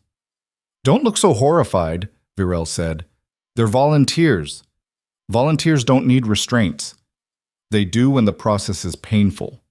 Viral stopped in front of a door marked with biohazard symbols. "This is where you'll be working." The room beyond was part laboratory, part operating theater. Steel tables, monitoring equipment, cabinets full of instruments that looked surgical and something worse. And in the center, strapped to a chair. Arden's heart stopped. No. It was a child, maybe 12 years old, a girl with dark hair and gray eyes that tracked Viral's movements with animal fear. "This is Mira," Viral said. "She was exposed to corruption 3 weeks ago. The guild healers couldn't help her, but you can." Arden's hands were shaking. "She's a child. She's dying." Viral's voice was clinical. "You have 2 hours to save her. If you succeed, I'll know you can control your power precisely enough for what comes next. If you fail..." He shrugged. "Well, we'll find another subject." "I won't do this." "Yes, you will." Viral pulled out the photograph again. "Because every minute you waste arguing is a minute Mira suffers, and a minute closer to your friends being arrested." The girl, Mira, made a small broken sound. Arden's resolve shattered. "Fine," she whispered. Viral smiled. "Excellent. I'll be watching from the observation room. Oh, and Arden?" He paused at the door. "Don't try anything creative. The restraints on the chair are connected to a dead man's switch. If your power spikes too high, it triggers an electrical surge. Mira dies instantly, and loudly." He left. The door locked behind him. Arden stood frozen, staring at the terrified child in the chair. This was it. The point where she had to choose what kind of person she was going to be. The healer who saved lives, no matter the cost, or the weapon who burned everything down. She crossed to the chair slowly. Mira flinched as Arden approached, her eyes wide with terror.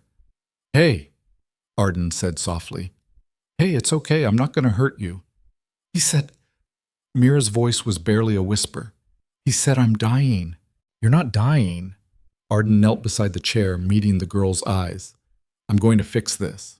I promise." Everyone says that. Tears spilled down Mira's cheeks. But it just gets worse. Arden's throat tightened. She reached out and placed her hands on Mira's arms. The girl flinched again, but Arden kept her touch gentle. "I need you to trust me," Arden said. "Just for a few minutes. Can you do that?" Mira stared at her. Then slowly she nodded. Arden closed her eyes and let the power flow. She could feel the corruption immediately. Dark threads wrapped around Mira's heart, her lungs spreading through her bloodstream. It was aggressive, hungry, trying to consume everything it touched. But it was also young, not fully rooted yet. Arden began to burn it away, working carefully, precisely. She couldn't rush this. One wrong move and the dead man's switch would trigger. One spike too high and Mira would... The girl gasped. Arden's eyes snapped open. "What's wrong?" It feels warm." Mira's expression was wonderstruck. "It doesn't hurt." "That's good. That means it's working. Arden kept her voice calm even as sweat broke across her forehead. Just hold still. Almost done. She worked for 90 minutes. Methodical, controlled, burning away every trace of corruption without damaging the tissue beneath. When she finally pulled back, Mira's skin was clear, her breathing steady, the corruption completely gone. "How do you feel?" Arden asked. Mira blinked. Then she smiled. "Better. I feel better." The door opened. Varel entered, slow clapping. Magnificent, controlled, precise, exactly what I needed to see.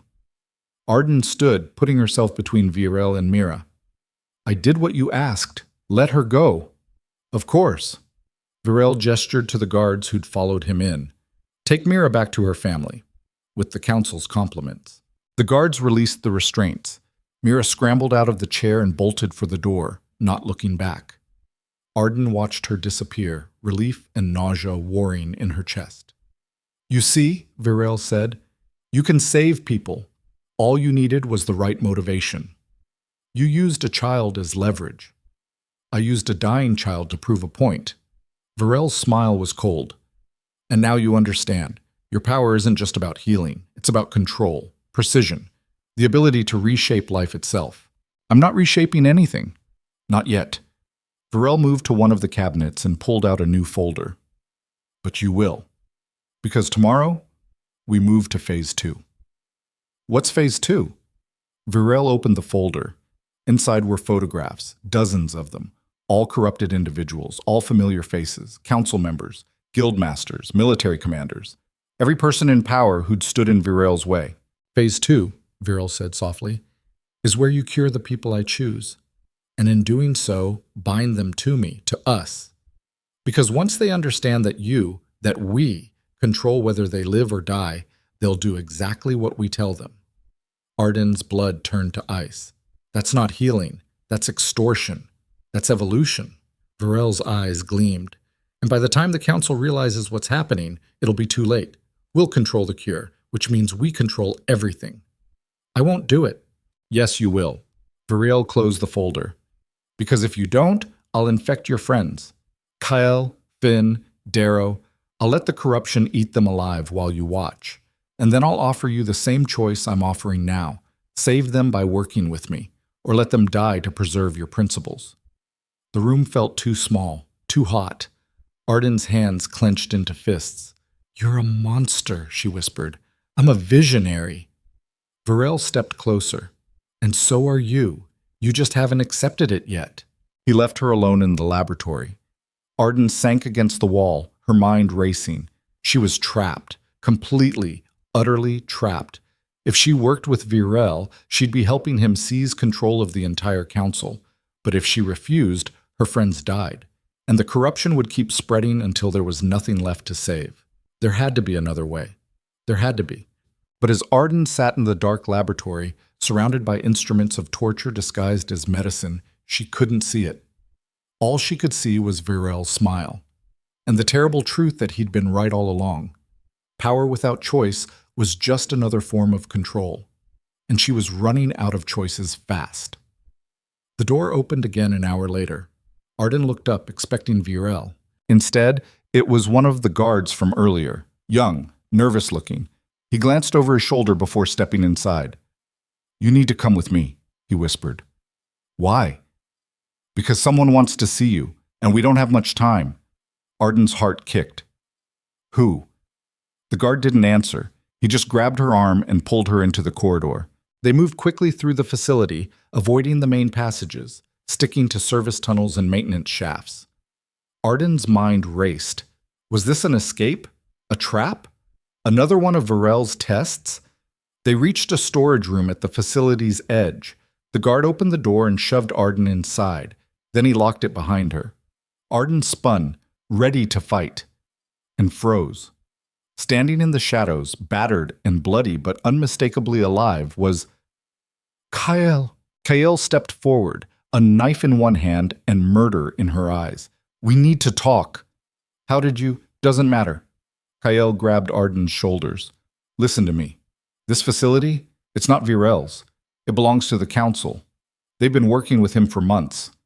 The words didn't make sense. What? The corruption, the experiments. The council knows. They've known from the beginning. Kale's voice shook with rage. Virel's been developing a cure they can control, a way to make themselves indispensable, and you're the final piece. Arden's knees went weak. No, that can't be. I have proof. Kale pulled a data crystal from her pocket. Correspondence between Voss and Virel funding documents, orders to let the corruption spread in the wastelands while they perfected the cure in secret. The room tilted. Everything Arden had believed about the council, about her trial, about everything, shattered. They were never going to let me go, she whispered. No. Kale's expression was grim. They were going to use you, turn you into their pet healer, force you to cure whoever they chose, and let everyone else die. Arden's hands started to glow, power surging uncontrollably. We have to get out of here, Kale said. Now, before... The door exploded inward. Guards poured in, not just 2 or 3, a dozen. Armed with weapons that crackled with energy Arden recognized as power suppressors, and behind them, Voss. The High Chancellor stepped into the room, his expression carved from ice. Well, this is disappointing. You lied to me, Arden said. Her voice was eerily calm. I did what was necessary to secure the future of this city. Voss's eyes were cold. You're a resource, Miss Vale. Nothing more. And resources don't get to make choices. Kale's knife flashed, but a guard hit her with a suppressor bolt. She went down hard, convulsing. Kale! Arden lunged forward, but more guards grabbed her, forcing her arms behind her back. The suppressors bit into her wrists, and her power sputtered, dying. Take them both to containment, Voss ordered, and inform Virel we're moving to accelerated testing. I want results within 24 hours. You can't, Arden struggled against the guards. You're supposed to protect people. I'm protecting the people who matter. Voss turned his back. You're just collateral damage. They dragged Arden and Kyle deeper into the facility, past cells that weren't empty anymore, past faces Arden recognized, forgotten who'd trusted her, followed her, believed she could save them, all of them strapped to tables, all of them corrupted, deliberately. No, Arden whispered. No, no, no. Leverage, one of the guards said, almost apologetically. Virel said you'd need proper motivation for the advanced procedures. They threw Arden into a cell. Kyle landed beside her, still twitching from the suppressor bolt. The door slammed shut. Through the bars, Arden could see them. Dozens of forgotten, dozens of people she'd promised to protect, all dying, all because of her. She sank to the floor, the suppressors on her wrists burning, her power locked away behind walls she couldn't break. And for the first time since the exile, for the first time since the rejection, Arden Vale finally, truly, broke. Not her body, her soul, because she'd been trying to be good, trying to save people, trying to prove she was more than what they'd called her. But good people didn't survive in a world this broken. Only monsters did. And as Arden sat in that cell, watching the people she'd failed die slowly in front of her, she made a choice. She would stop trying to be the healer and become the thing they feared. She closed her eyes, and deep in her chest, where the broken bond had left its scar, something new began to grow. Not light this time. Something darker, hotter, more primal. The suppressors on Arden's wrists burned against her skin, trying to contain the power building inside her. But they'd been designed for normal Omega healing abilities. The gentle, controlled kind the Guild had spent generations cultivating. They weren't designed for this. The metal began to glow. Kael groaned beside her, pushing herself upright. Blood trickled from her temple where the suppressor bolt had hit. Arden, we need to... She stopped. What are you doing? Arden's eyes were still closed. Her breathing had gone slow and deep, each exhale releasing small wisps of golden smoke. Something I should have done months ago. Which is? Stop holding back. The suppressors shattered. Metal fragments hit the floor with crystalline chimes as power exploded from Arden's wrists in twin spirals of light. Not the controlled, measured healing she'd been using. This was raw, unfocused, furious. The cell door began to buckle. It, Kael breathed. Arden, you need to... I need to save them. Arden's eyes snapped open. They weren't storm gray anymore. They were blazing. All of them. Everyone Virel and Voss locked in here to use against me. Everyone they infected just to prove a point. You can't heal them all. You'll burn yourself out. I know. Kyle grabbed her arm. Then what the hell are you planning? Arden turned to face her. Her expression was calm, terrifyingly calm. I'm planning to make them wish they'd killed me when they had the chance. The cell door exploded outward. Alarms shrieked through the facility. Guards came running, weapons raised. Arden stepped into the corridor and the air around her ignited. Not with light, with heat, with pressure, with something that made every alpha in range stumble back, clutching their heads. Stand down, one of them shouted. Arden didn't respond. She just walked forward. The first guard who tried to stop her got hit with a blast of power that sent him flying into the wall, hard enough to crack stone. The second managed to fire his weapon, a suppressor bolt that should have dropped her instantly. Arden caught it, midair, with her bare hand. The energy crackled around her fingers, trying to discharge. But Arden's power was stronger. She crushed the bolt like glass, then threw the fragments back. They embedded in the guard's armor, not deep enough to kill, just deep enough to hurt. Everyone in the cells, Arden said quietly. Her voice carried through the corridor like a physical force. Get them out, now! We have orders to— I don't care about your orders. Arden's hands ignited fully now, golden light so bright it hurt to look at. Open the cells, or I'll melt the doors myself. And anyone standing between me and them. The guards looked at each other. Then they ran. Smart choice. Kale appeared beside Arden, knife in hand, moving like every injury from the suppressor bolt had vanished. You just declared war. Yeah. Against the council, against Virel, against everyone. Yeah. Good. Kale's grin was feral. About fucking time. They moved through the facility like a storm. Arden melted locks and shattered restraints while Kyle kept watch, her knife flashing whenever guards tried to intervene. The Forgotten poured out of their cells, weak, corrupted, terrified, but alive. Can you walk? Arden asked a woman who looked barely conscious. The woman nodded. Where do we go? North corridor, there's an exit to the old smuggler tunnels. Arden helped her to her feet. Take everyone you can carry. Get to the surface. Find the others. What about you? I'm finishing this. She moved deeper into the facility, leaving Kyle to guide the Forgotten to safety. Every cell she passed, she opened. Every restraint she found, she broke. The corruption inside the prisoners called to her power, begging to be burned away. But she couldn't heal them all. Not now. Not without burning out completely. So she made a different choice. She gave them enough power to survive.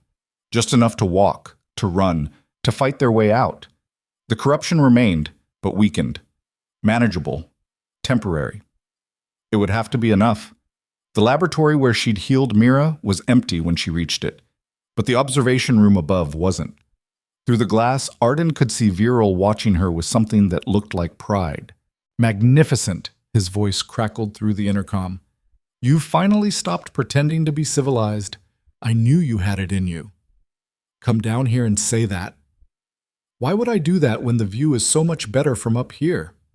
Viral's smile was visible even through the distortion of the glass. You're proving my point beautifully. Power without restraint, exactly what I wanted to cultivate. You wanted a weapon. Arden's hands clenched. You're going to get a reckoning. Semantics. Viral leaned forward. But if you want me, you'll have to go through them first. The laboratory doors opened. 20 guards filed in. Not regular soldiers this time. Elite enforcers in full tactical gear, carrying weapons that hummed with energy. The kind designed to kill Omegas who got too dangerous. The kind designed to kill her. Last chance, the lead enforcer said. His voice was flat, professional. Stand down, or we put you down. Arden looked at them. 20 armed soldiers, trained killers, men who'd probably never questioned an order in their lives.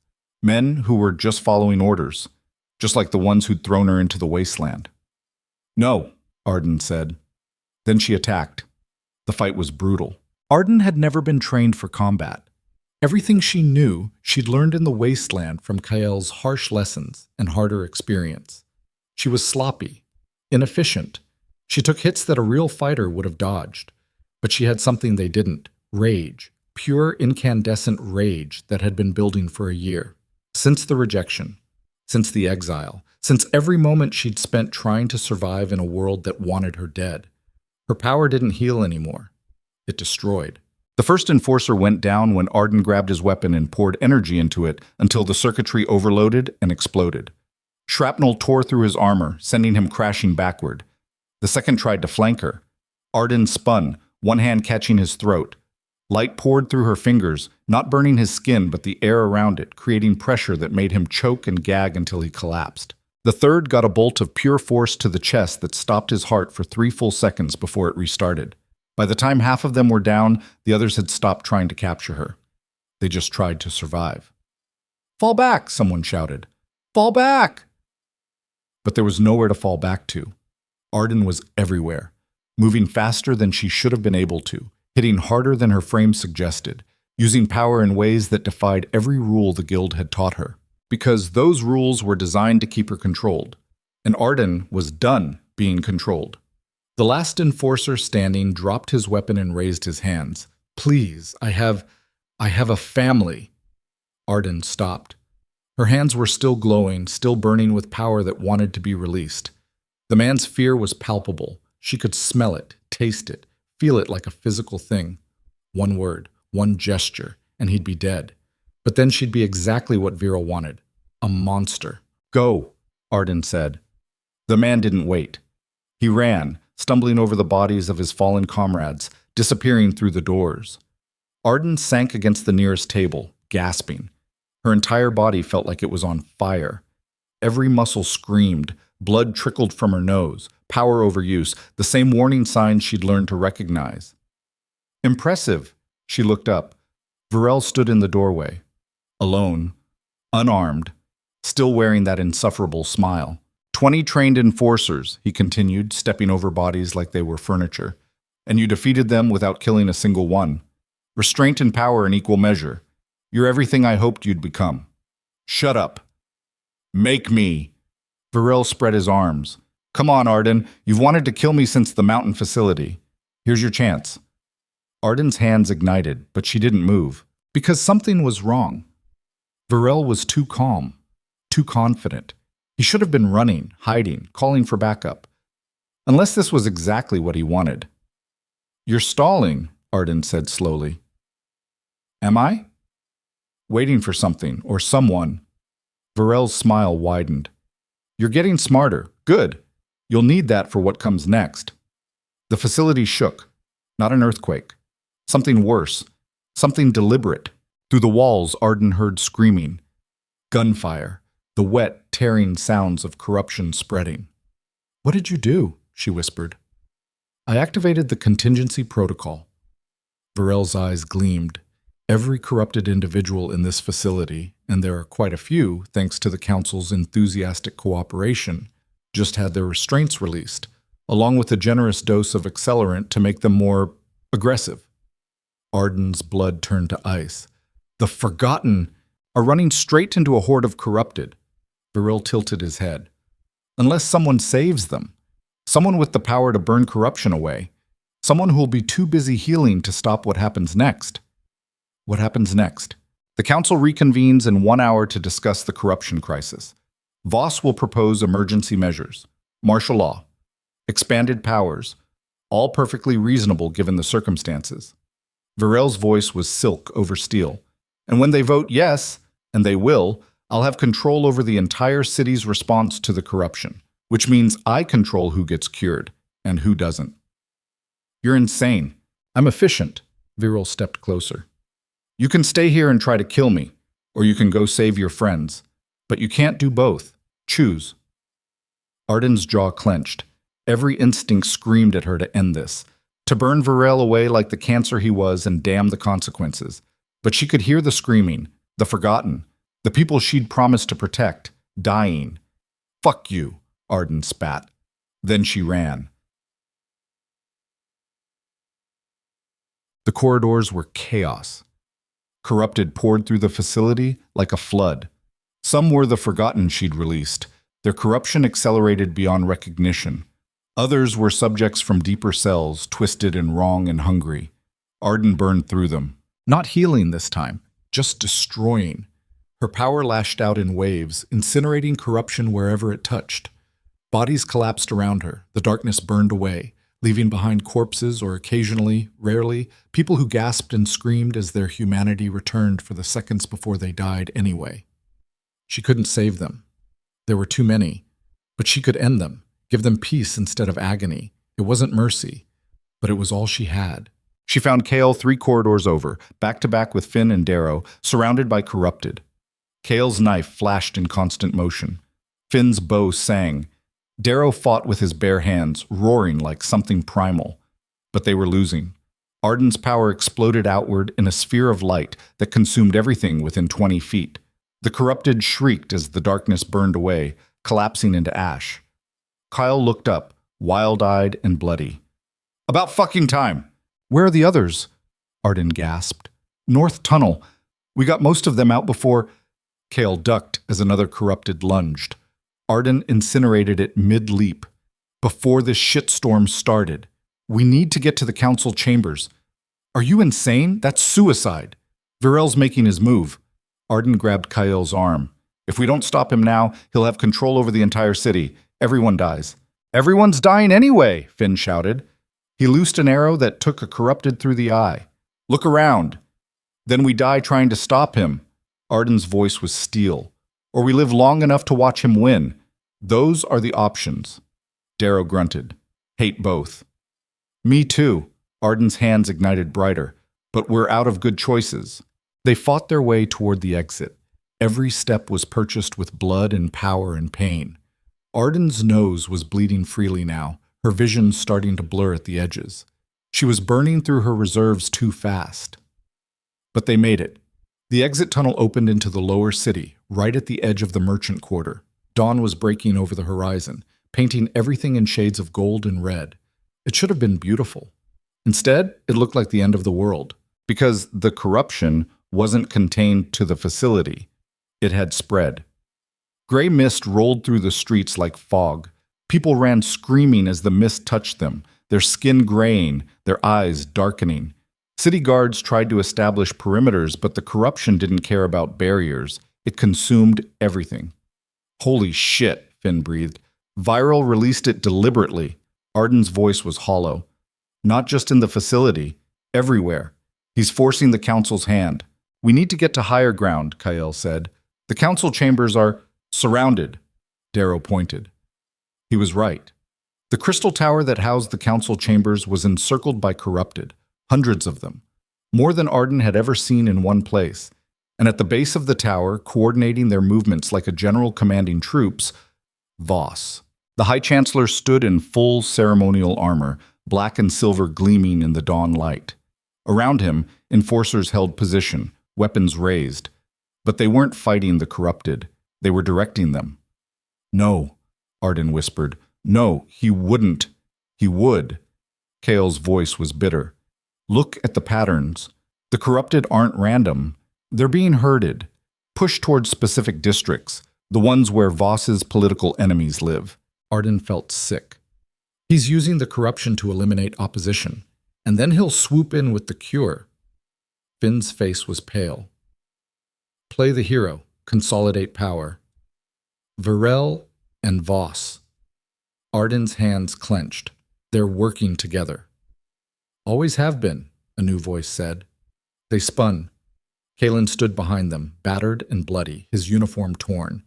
Behind him were maybe 50 soldiers, mixed alphas and betas, all wearing expressions of grim determination. "Drake!" Kale's knife came up automatically. "Easy." Kalen raised his hands. "I'm not here to fight you." "Then why are you here?" "Because Voss confined me to quarters when I tried to stop this." Kalen's jaw tightened. "Because he's been lying to everyone. Because the corruption spreading through the city right now is intentional. And because—" His eyes found Arden's. "Because I owe you. All of you." Arden stared at him. At the man who'd rejected her, destroyed her, set this entire nightmare in motion. The man who is now asking to fight beside her. "Why should I trust you?" Her voice was cold. "You shouldn't." Kalen's expression was raw. But you don't have a choice. That tower is locked down. The only way in is through the corrupted, and you can't burn through hundreds of them without killing yourself. So what do you suggest? I suggest we work together. Kalen gestured to his soldiers. We clear a path. You get inside. Stop Virel and Voss before they turn this city into their personal kingdom. And then what? You get to play hero? Then I face whatever consequences come. Kalen's voice was steady. Court-martial. Execution, I don't care. I just need to know I tried to fix what I broke. Silence stretched between them. Then Kael said, He's right. We need numbers. Kael, oh, I don't like it either, but he's right. Kael's eyes were hard. You can kill him later. Right now, we need him. Arden looked at Kalen, at the soldiers behind him, at the tower in the distance, at the corruption spreading through the streets like cancer. She thought about every choice that had led here, every moment of pain and survival and rage, and she made one more choice. Fine, Arden said, but if you get in my way, you'll burn me alive. Kalen's smile was grim.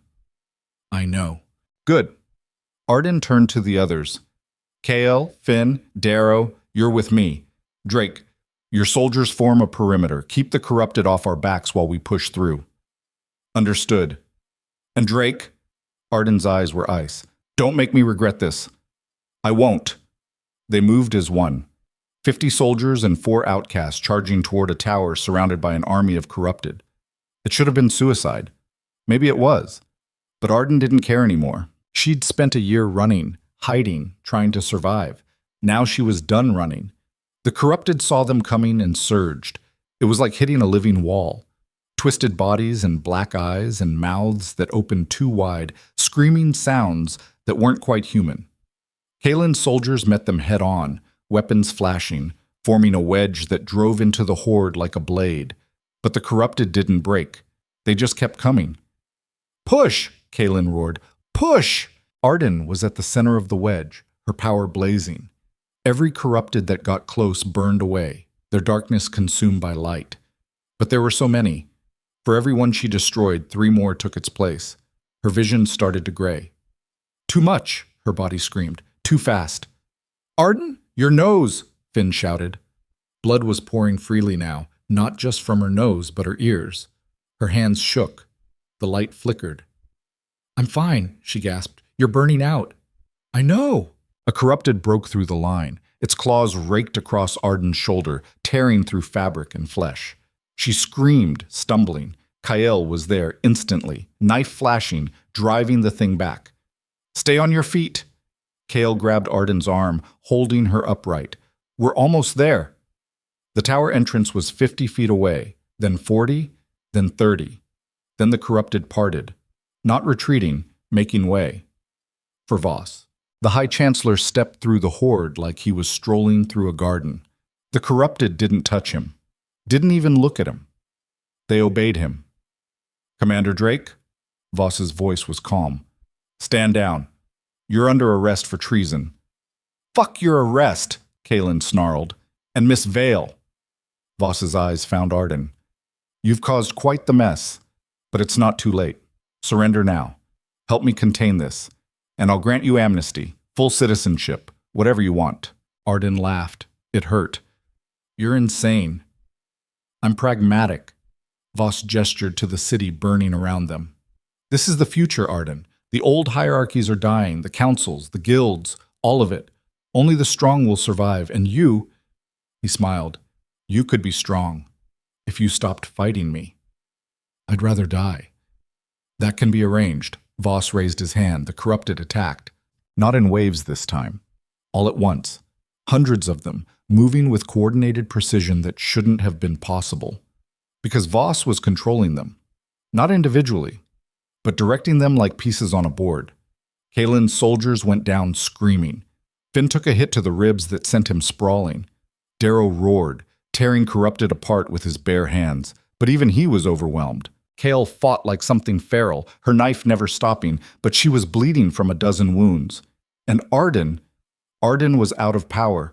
The light in her hand sputtered, died. She tried to summon more, to pull from reserves that no longer existed, but there was nothing. A corrupted grabbed her from behind, its claws dug into her throat. She felt her air cut off, felt consciousness starting to slip. Then Kalen was there. He hit the corrupted with enough force to shatter bone, throwing it off Arden. Then he stood over her, weapon raised, facing down 3 more. "Get up," he said quietly. "I can't." "Yes, you can." Kalen didn't look back. "You're Arden fucking Vale. You survived exile. You survived the wasteland. You survived me. So get up." One of the corrupted lunged. Kalen shot it mid-leap. The other 2 circled, looking for an opening. "I'm out of power," Arden gasped. "Then use mine." Arden's breath caught. "What?" "The bond." Kalen's voice was steady even as more corrupted closed in. "It's broken. But the pathways are still there. I can feel it. This hollow place where you used to be. Take what you need." That's not possible. Everything you've done is impossible." Kalen finally looked back. His eyes were clear, certain. "So do one more impossible thing. Take it." Arden stared at him, at the man who'd broken her, who'd thrown her away, who was now offering her the one thing alphas never willingly gave: control. She reached out, not with her hands, with the broken bond, with that hollow scar in her chest that had ached for a year, and she felt it. The pathway Kalen described, thin as spider silk, fragile as glass. But there. Arden grabbed it and pulled. Power flooded into her. Not her golden light, something different, darker, heavier. Alpha strength filtered through Omega will, creating something that had never existed before. Her hands ignited. Not gold this time, silver. The corrupted attacking Kalen disintegrated. Arden stood, her entire body blazing with power that felt wrong and right, and hers in a way nothing ever had before. Voss's expression shifted from confidence to uncertainty. "What?" Arden didn't let him finish. She attacked, not with precision, not with control, with pure, devastating force that burned through corrupted like they were paper. The horde scattered, their coordination broken by power they couldn't understand. Voss tried to run. Arden caught him. Her hand wrapped around his throat, lifting him off the ground. Silver light poured through her fingers, not burning his skin but his mind, tearing through whatever corruption he'd used to control the horde. "Where's Varel?" Arden's voice was a growl. I don't... Where?" "The council chamber," Voss choked out. He's waiting for you." Arden threw him aside. Voss hit the ground hard, gasping. "Arden," Kalen's voice was weak. "You need to..." She turned. Kalen was on his knees, pale and shaking. The bond pathway between them was still open, still draining him, still feeding her. "Let go," he whispered. "You're killing me." Arden looked at her hands, at the silver light that was Kalen's life force being burned for her power. One choice. She could take everything, drain him completely, have enough power to burn through anything Viral had waiting, or she could let go and face whatever came next on her own. Arden closed her eyes and released the bond. The silver light died. Kalen collapsed, gasping. Around them, the corrupted were regrouping, closing in again. "Go," Kalen rasped. "I'll hold them." "You can't." "I said go." Kalen forced himself to his feet, weapon raised. "Finish this." Kale appeared at Arden's side, bloody but standing. "He's right. We'll handle things out here. You handle Virel." "Kyle!" "That's an order, Omega." Kale's grin was fierce. "Now move your ass." Arden ran, through the broken entrance, up marble stairs she'd climbed 1,000 times as a student, past halls that had once felt like home and now felt like a mausoleum. The council chamber doors stood open. Inside, Virel waited. He stood at the center of the chamber, hands clasped behind his back, looking perfectly calm. Around him, the chamber was empty. No council members, no guards, just him. And something else. The air hummed with power, not corruption. Something older, deeper, something that made Arden's instincts scream. "You made it," Viral said. "I'm impressed. Most people would have burned out by now. But you?" He smiled. "You found a new source." "Clever." "It's over, Virel." "Is it?" Varel tilted his head. Look around, Arden. The city is tearing itself apart. The council is scattered. The hierarchy is broken. Everything is exactly as I planned. Then why are you still here? Because I wanted to see what you'd become. Varel's eyes gleamed. Whether you'd embrace your power or let fear control you. I'm not afraid of you. I know. Varel's smile widened. That's what makes this interesting. The air between them crackled. Arden could feel it now. The power Varel was holding back. The same darkness she'd seen in the facility, concentrated and refined and waiting. You're corrupted, she whispered. I'm evolved. Varel's skin began to darken, black veins crawling up his arms. I told you, the corruption doesn't destroy. It transforms. I just had to learn how to control it instead of fighting it. You're a monster.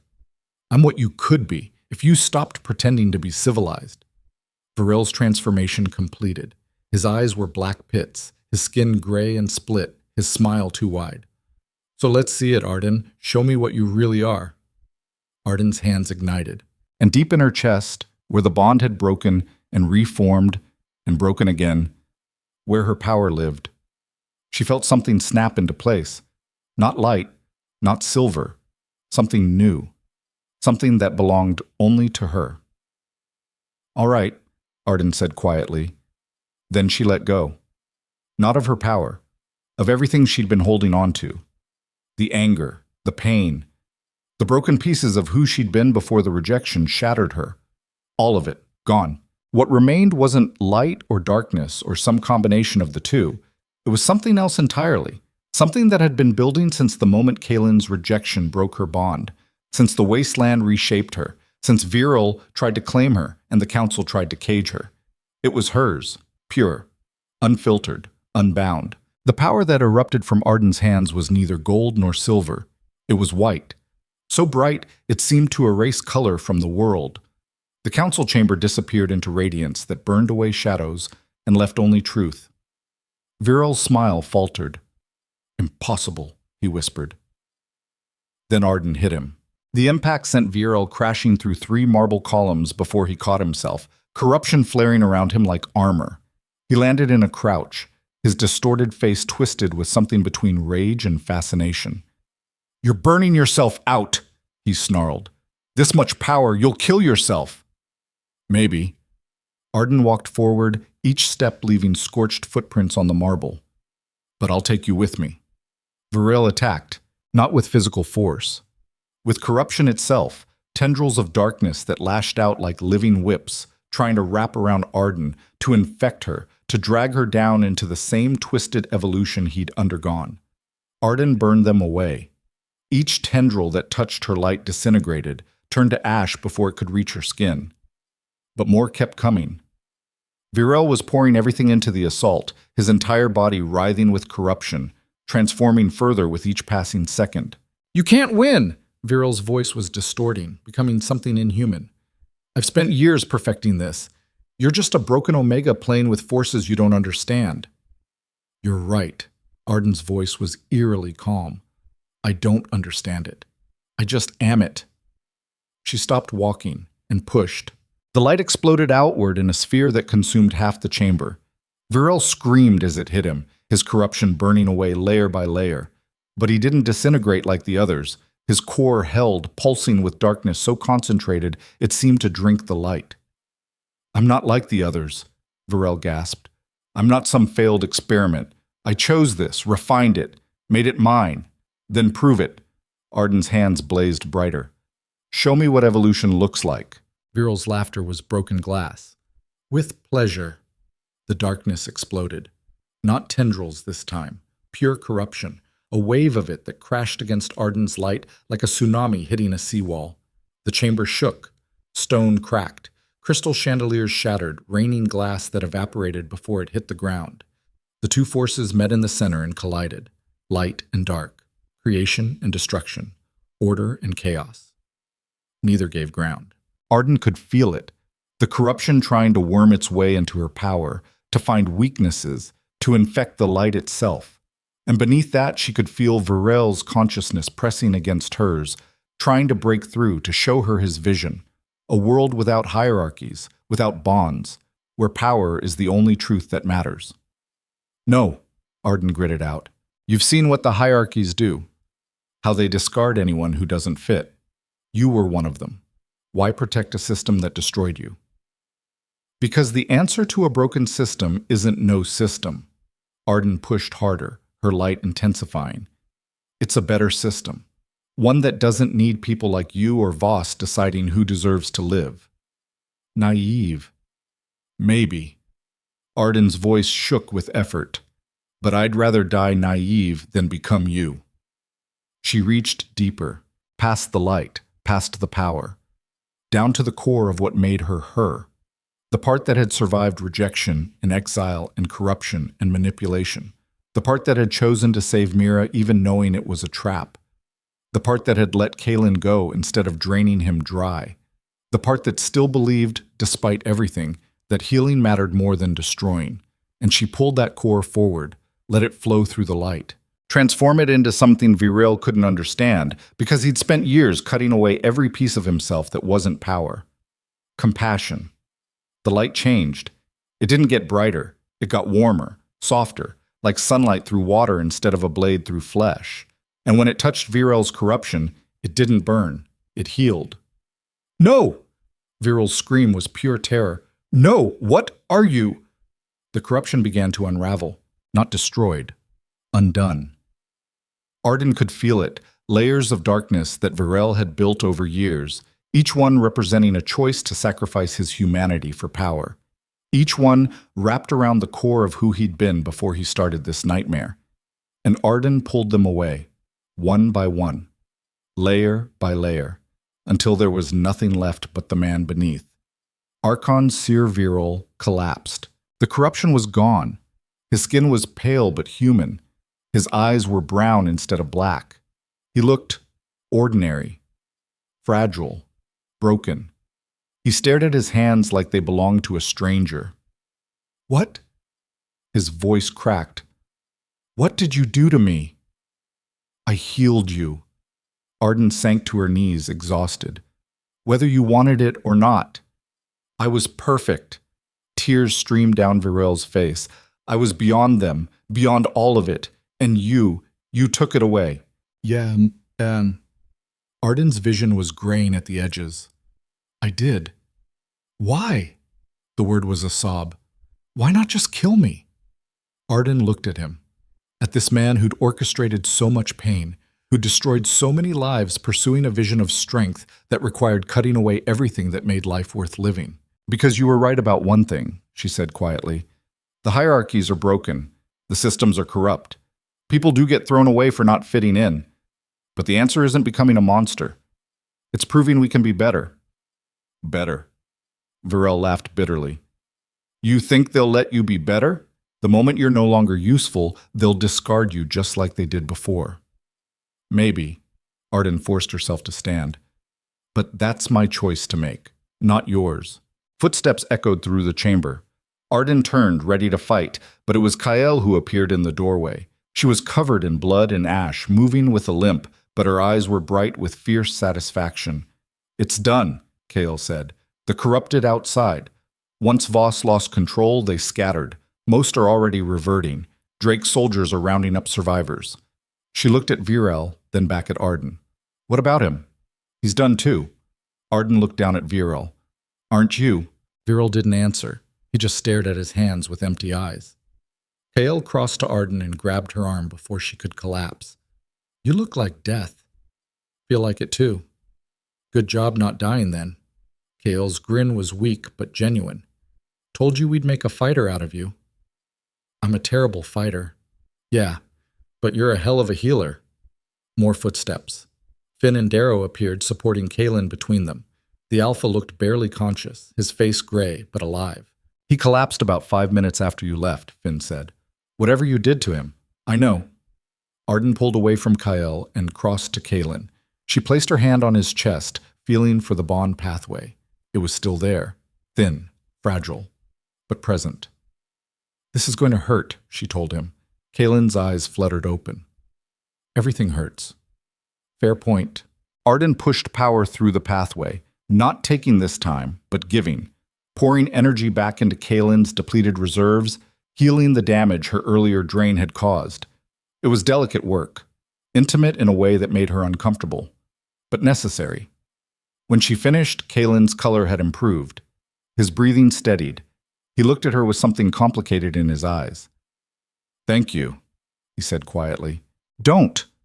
Arden pulled back. "We're not friends. We're not anything. I just don't let people die if I can help it." "I know." Kaylin's voice was rough. "But I'm thanking you anyway." Silence stretched between them. Then Darrow rumbled, "Council members are coming. Heard them shouting in the lower halls." "Let them come." Arden turned to face the chamber entrance. "We have some things to discuss." They arrived in a flood, what remained of the council, flanked by guards and guildmasters and every authority figure who'd survived the chaos. At their head was a woman Arden recognized as Second Chancellor Marin, an older beta with sharp eyes and sharper instincts. Marin stopped when she saw the chamber. The destruction, the collapsed Virel, the blood and ash coating everyone. "What happened here?" she demanded. "Revolution," Kael said cheerfully. "You're welcome." "This isn't a joke." "You're right, it's not." Arden stepped forward. Virel and Voss conspired to weaponize the corruption. They deliberately infected innocent people, released it into the city, all to consolidate power. I stopped them. Marin's face paled. "Voss is alive, detained by Commander Drake's soldiers." Arden's voice was flat, along with evidence of everything he's done. Communications with Virel, funding documents, orders to let the wastelands burn while they perfected their control. These are serious accusations. They're facts. Arden gestured to Virel. "Ask him yourself, though I don't think you'll like what he has to say." Marin looked at Virel. The former Archon had curled into himself, still staring at his hands, whispering something too quiet to hear. "He's broken," Marin said quietly. "He was always broken." Arden's jaw tightened. He just hid it behind ambition. One of the other council members, a younger Alpha Arden didn't recognize, stepped forward. "What about you? You destroyed half the council chamber, attacked our forces. By law, you should be careful." Kaylin's voice was cold as he moved to stand beside Arden. "She saved this city. All of you. Show some respect."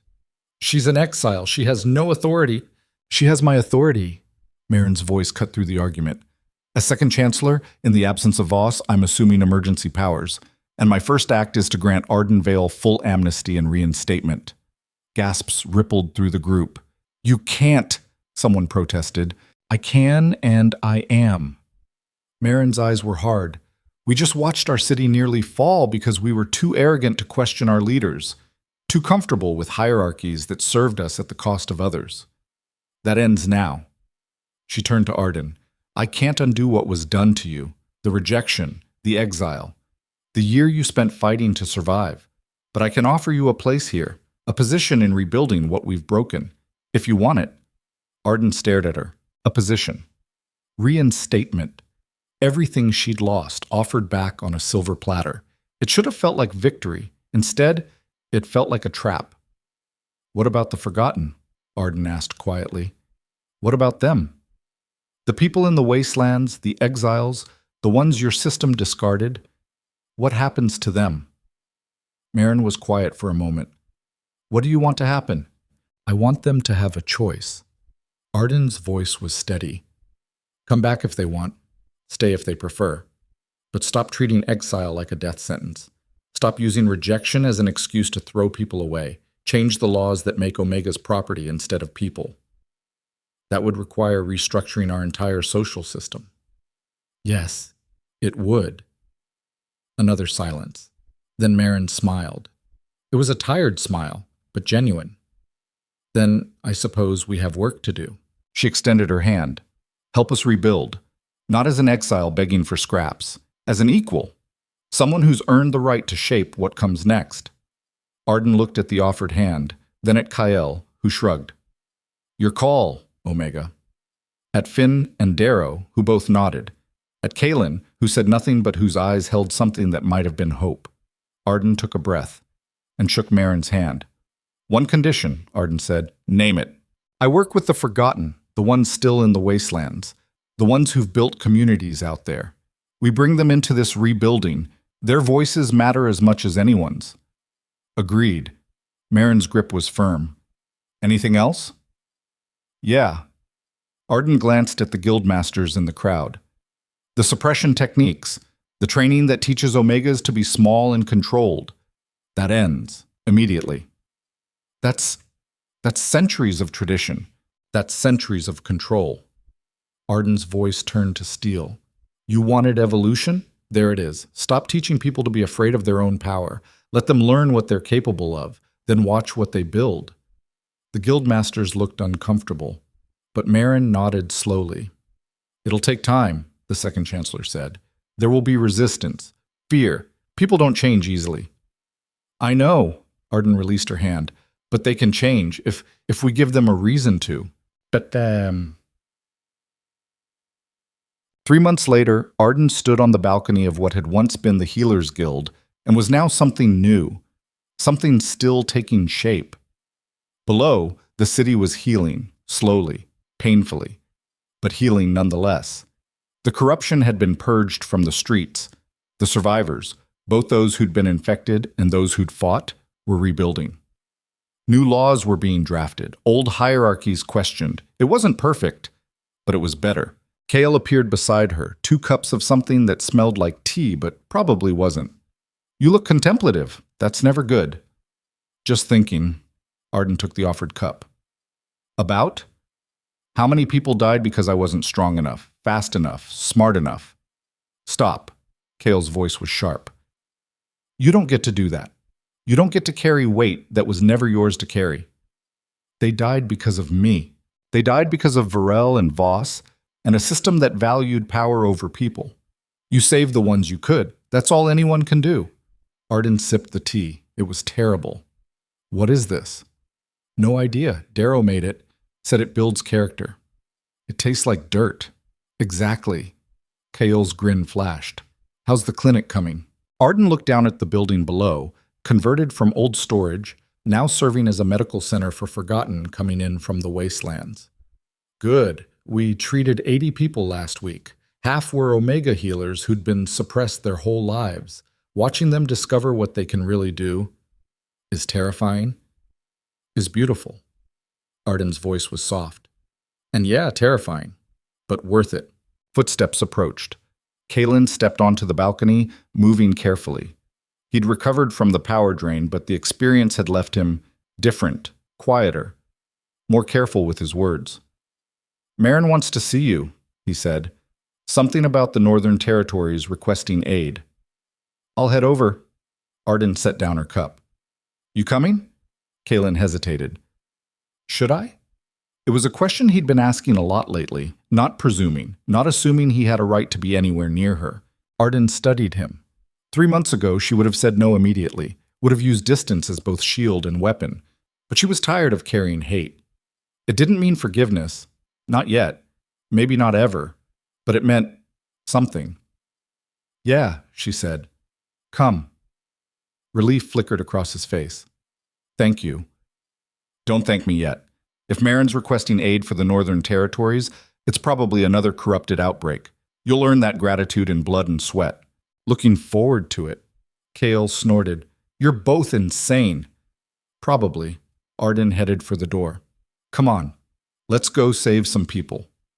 They walked through halls that used to feel like a prison and now felt like possibility.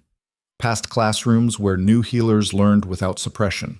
Past meeting rooms where forgotten and city officials planned futures together, arguing and compromising and building something neither side could have created alone. Past scars that would never fully heal but could be survived. As they descended the stairs, Kalen said quietly, I meant what I said about being grateful. I know. I don't deserve your patience. No, you don't. Arden didn't look at him. But I'm not patient for you. I'm patient for me. Because carrying hate takes energy I'd rather spend elsewhere. That's surprisingly philosophical. Kale's been making me read. Arden's mouth twitched. Apparently I'm insufficiently cultured. You survived a years in the wasteland and overthrew a corrupt government. Culture seems secondary. That's what I said. She threw a boot at me. Kalen's laughter was startled and genuine. It was the first time Arden had heard him laugh since the rejection. It didn't fix anything, but it was something. They reached the street level. Outside, the city buzzed with activity. People rebuilding, trading, living. An Omega healer walked past, her hands glowing faintly as she practiced shaping her power. She saw Arden and grinned, waving. Arden waved back. "That's what you wanted, isn't it?" Kalen said. "People being free to become what they are." "Yeah." Arden watched the healer disappear into the crowd. "That's exactly what I wanted." "Was it worth it? Everything you went through?" Arden was quiet for a long moment. She thought about the rejection, the exile, the wasteland, the months of starvation and fear and fighting just to breathe. She thought about Viral's facility, about choosing to save Mira even knowing it was a trap, about the moment she'd had to decide whether to drain Kalen or let him live. She thought about standing in front of the council and demanding they change or burn. "Ask me again in a year," she said finally. "Fair enough." They continued walking. At some point, Kyle fell into step beside them. Then Finn and Darrow, arguing about something that involved weapons and probably wasn't legal. Together, the five of them moved through the city like a small, mismatched army, which Arden supposed is exactly what they were. They reached the council chambers, no longer a place of judgment, now a place of negotiation, and Marin met them at the entrance. "Northern settlements are reporting increased corruption activity," she said without preamble. "We need someone to investigate, assess the situation, provide aid if possible." "How bad?" Arden asked. "Bad enough that they're asking for help instead of trying to handle it themselves, which means it's probably worse than they're saying." "We'll go?" Arden glanced at the others. "All of us?" "Obviously," Kyle said. "Someone needs to keep you from getting killed." "I haven't died yet." Emphasis on yet. Kale's grin was sharp. "When do we leave?" "Dawn tomorrow," Marin said. "I'll have supplies ready, medical equipment, whatever you need."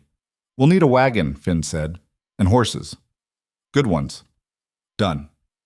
They spent the next hour planning, routes and supplies and contingencies. It was efficient, professional. The kind of coordination that only came from people who'd survived hell together and knew they'd probably have to do it again. When the planning finished and the others dispersed to prepare, Arden lingered. Marin noticed. "Something on your mind?" "Is this what it's going to be?" Arden asked quietly. "Crisis after crisis? Putting out fires while trying to rebuild?" "For a while, yes." Marin's expression was honest. "Change is messy. People resist it. Systems don't fall cleanly. You'll be dealing with corruption and resistance and your own exhaustion for years. That's not very encouraging." "No, but it's honest." Marin studied her. "Are you having second thoughts?" Arden looked out at the city, at the people moving through streets that had nearly fallen 3 months ago, at the Omegas walking with their heads high instead of their eyes down, at the forgotten who'd found their way back home. "No," she said. "No second thoughts." "Good." Marin's smile was small. "Because we need you, not just your power. You, the person who survived impossible things and chose compassion anyway. Compassion is exhausting. So is hate. At least exhaustion from compassion builds something." Arden couldn't argue with that. She found Kalen on the rooftop garden later that evening. He was standing at the edge, looking out over the city, his expression distant. "You don't have to come tomorrow," Arden said. "The Northern Territories—" "I'm coming!" Kalen didn't turn. "Unless you explicitly order me not to." "I'm not your commander." "No, but you're—" He stopped. "I don't know what you are, but whatever this is—" He gestured between them. "I'm not walking away from it. Not again." Arden joined him at the railing. The city lights sparkled below, reflecting off new glass and old stone. "You understand we're not going back to what we were," she said carefully. "The bond is broken. Whatever future we have, if we have one, it's not the one we would have had." "I know. And I don't know if I can forgive you. Maybe ever." "I know that too." "Then why stay?" Kalen finally looked at her. His eyes were clear, sad, honest. "Because walking away is what destroyed us the first time. And I'm done running from things that scare me." "I scare you?" "Terrify me." His smile was crooked. You're everything I thought I wasn't supposed to want. Soft and strong and impossible to control. You make me question everything I was taught about power and weakness and what it means to be alpha. He paused. But I'd rather spend my life terrified and honest than comfortable in lying to myself. Arden's throat tightened. That's surprisingly mature. Turns out almost dying gives you perspective. Who knew? They stood in silence, watching the city breathe. Then Kaelin said, I don't expect forgiveness. I don't expect anything. But if you'll let me, I'd like to earn back even a fraction of what I destroyed. Not as your mate, just as someone standing beside you, if you'll have me. Arden was quiet for a long time. She thought about the Omega she'd been, soft, compliant, desperate for approval. She thought about the person she'd become, hard, uncompromising, forged in exile and survival. And she thought about who she wanted to be going forward. Not the broken girl Kaelin had rejected, not the weapon Virel had tried to create, just herself, complicated and scarred and still learning. I don't know what standing beside me looks like, she said finally. I don't know what I need or want or how any of this works. The bond is gone. The rules don't apply. We're making this up as we go. I can work with that. And if I decide I don't want you around, that it hurts too much to look at you, then I go. Kaelin's voice was firm. No argument, no guilt. I walk away, and you never see me again. Just like that? Just like that. He met her eyes. Your comfort matters more than my redemption, always. Arden studied his face, looking for lies, for manipulation, for any sign that this was another play for control. She found none. Just exhaustion and honesty and a desperate kind of hope that hurt to witness. Okay, she said quietly. Okay? Okay. You can come north. You can stand beside me. We'll see what happens. She held up a hand before he could respond. But Kaelin, I mean it.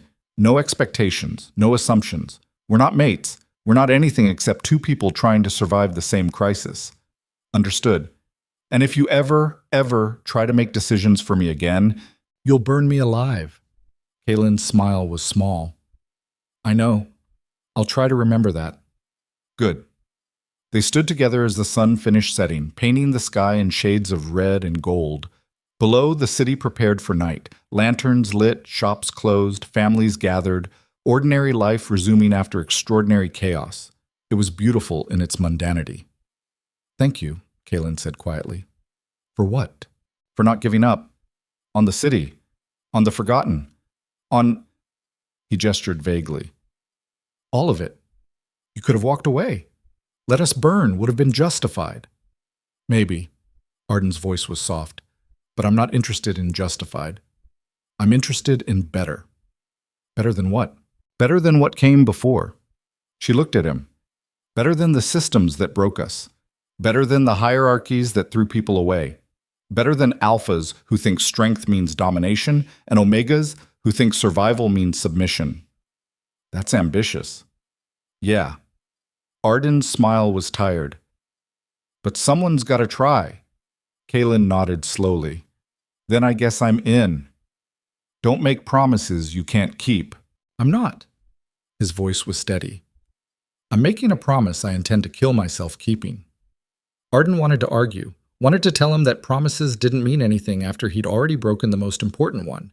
But looking at his face, at the shadows under his eyes and the set of his jaw and the quiet determination that had nothing to do with ego, she believed him. Not completely, but enough. Dawn, she said. We leave at dawn. I'll be ready. Bring extra water. The northern territories are dry this time of year. Noted. And Kaelin, he looked at her. Thank you, Arden said quietly, for the power, when I needed it. You could have refused, let me burn out. Never. The word was absolute. Whatever I am, whatever we are, you don't burn out on my watch. Even if I ask you to let go? Especially then, his eyes were serious. I failed you once by walking away.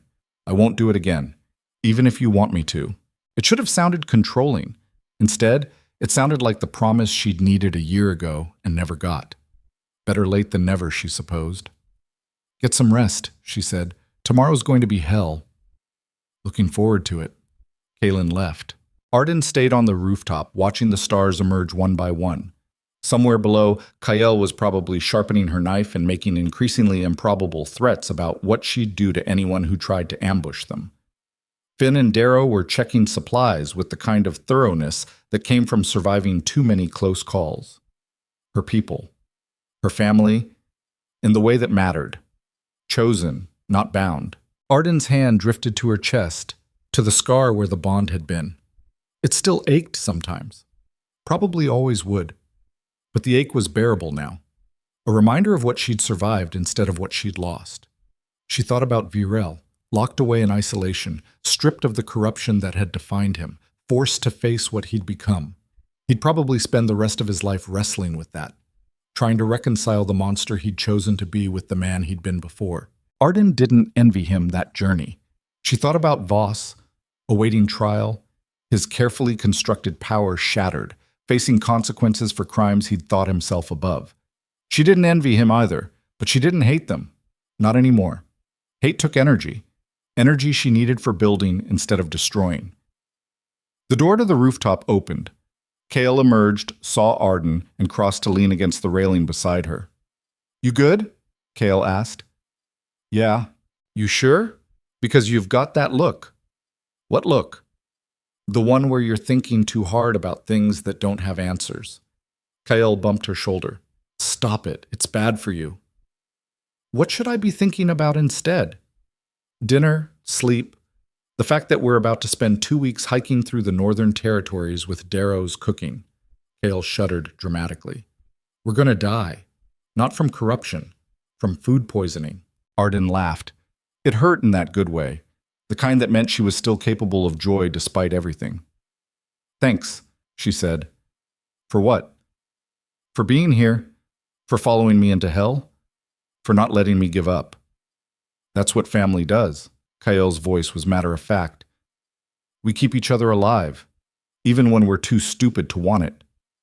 I wasn't... Ishsit. You were. Kael's eyes were sharp. In that cell, when they had the forgotten strapped to tables, you were ready to burn yourself out, become exactly what Virel wanted just to save them. They needed you alive. Kael grabbed Arden's shoulders, forcing eye contact. You don't save people by destroying yourself. You save them by surviving, by teaching them they can survive too. Don't forget that. Arden's throat tightened. I won't. Good, Kael released her. Now come on. Finn made something that might actually be edible. We should probably eat it before it gains sentience and walks away. They headed inside together, downstairs that no longer felt like a prison, into a dining hall where Finn had indeed made something edible, some kind of stew that smelled like actual food instead of Darrow's usual crimes against cooking. They ate together, the 5 of them, talking about tomorrow's journey and supply lists, and whether Darrow's horse could actually support his weight, or if they needed to requisition a smaller elephant. It was ordinary, perfect in its ordinariness. And as Arden sat there, surrounded by people who'd chosen to stand with her, she felt something she hadn't felt in a long time. Home. Not a place, not a building, but a feeling. The knowledge that wherever these people were, that's where she belonged. After dinner, she returned to her quarters. Small rooms in the converted guild building that she'd claimed as her own. Simple furniture. A bed that was too soft after a year of sleeping on stone. A desk covered in medical texts and correspondence from forgotten settlements requesting aid. She should have been exhausted. Instead, she found herself unable to sleep. So she did what she always did when her mind wouldn't quiet. She wrote. Not reports or requests or official correspondence. Just thoughts. They tried to erase me. Rejection, exile, a year of survival that should have killed me. But I didn't die. I changed. Became something they couldn't predict, couldn't control, couldn't survive. And now I'm rebuilding what they tried to destroy. Not alone. With people who chose to stand beside me, who saw me at my worst and stayed anyway. I don't know what comes next. More corruption, probably. More fights. more impossible choices between bad options. But I'm not afraid anymore. Not of the corruption, not of the council, not even of myself. Because I learned something in that wasteland, something they couldn't teach in the guild with all their rules and suppression. Power isn't about domination, it's about choice. And I choose this, the hard work of rebuilding, the exhaustion of compassion, the risk of hoping things can be better. I choose to stand with the forgotten, with the outcasts, with everyone the system failed. And if that makes me dangerous, good. Let them fear what they created. Let them understand that rejection doesn't break people. It forges them into something they can't survive. Arden set down her pen and looked out the window. Dawn was hours away, but she could already see the faint lightening of the sky. A new day coming. Another chance to build something better from the ruins of what came before. She thought about everything that had led here, the rejection that shattered her, the exile that reshaped her, the corruption that tested her, the choice to heal instead of destroy, even when destruction would have been easier. And she thought about the future waiting beyond tomorrow's sunrise. Uncertain, dangerous, exhausting, worth it. Arden stood and crossed to the mirror. The woman looking back at her wasn't the soft Omega who'd stood trembling in the council chamber a year ago. Wasn't the broken exile who'd stumbled into the wasteland expecting to die. She was someone new, scarred and strong and still learning, still growing, still becoming. And for the first time in her life, Arden liked what she saw. Not perfect, but hers. She smiled at her reflection. Then she turned and headed for bed. Because tomorrow, she'd save the world again. One person at a time, one choice at a time, one day at a time. Until the world they'd tried to keep small and controlled became something bigger than anyone had imagined, something better. The last thing Arden saw before sleep took her was moonlight streaming through the window, painting everything in shades of silver. And in that light, for just a moment, she could almost see the future waiting, bright and terrible and beautiful, worth every scar it took to reach it.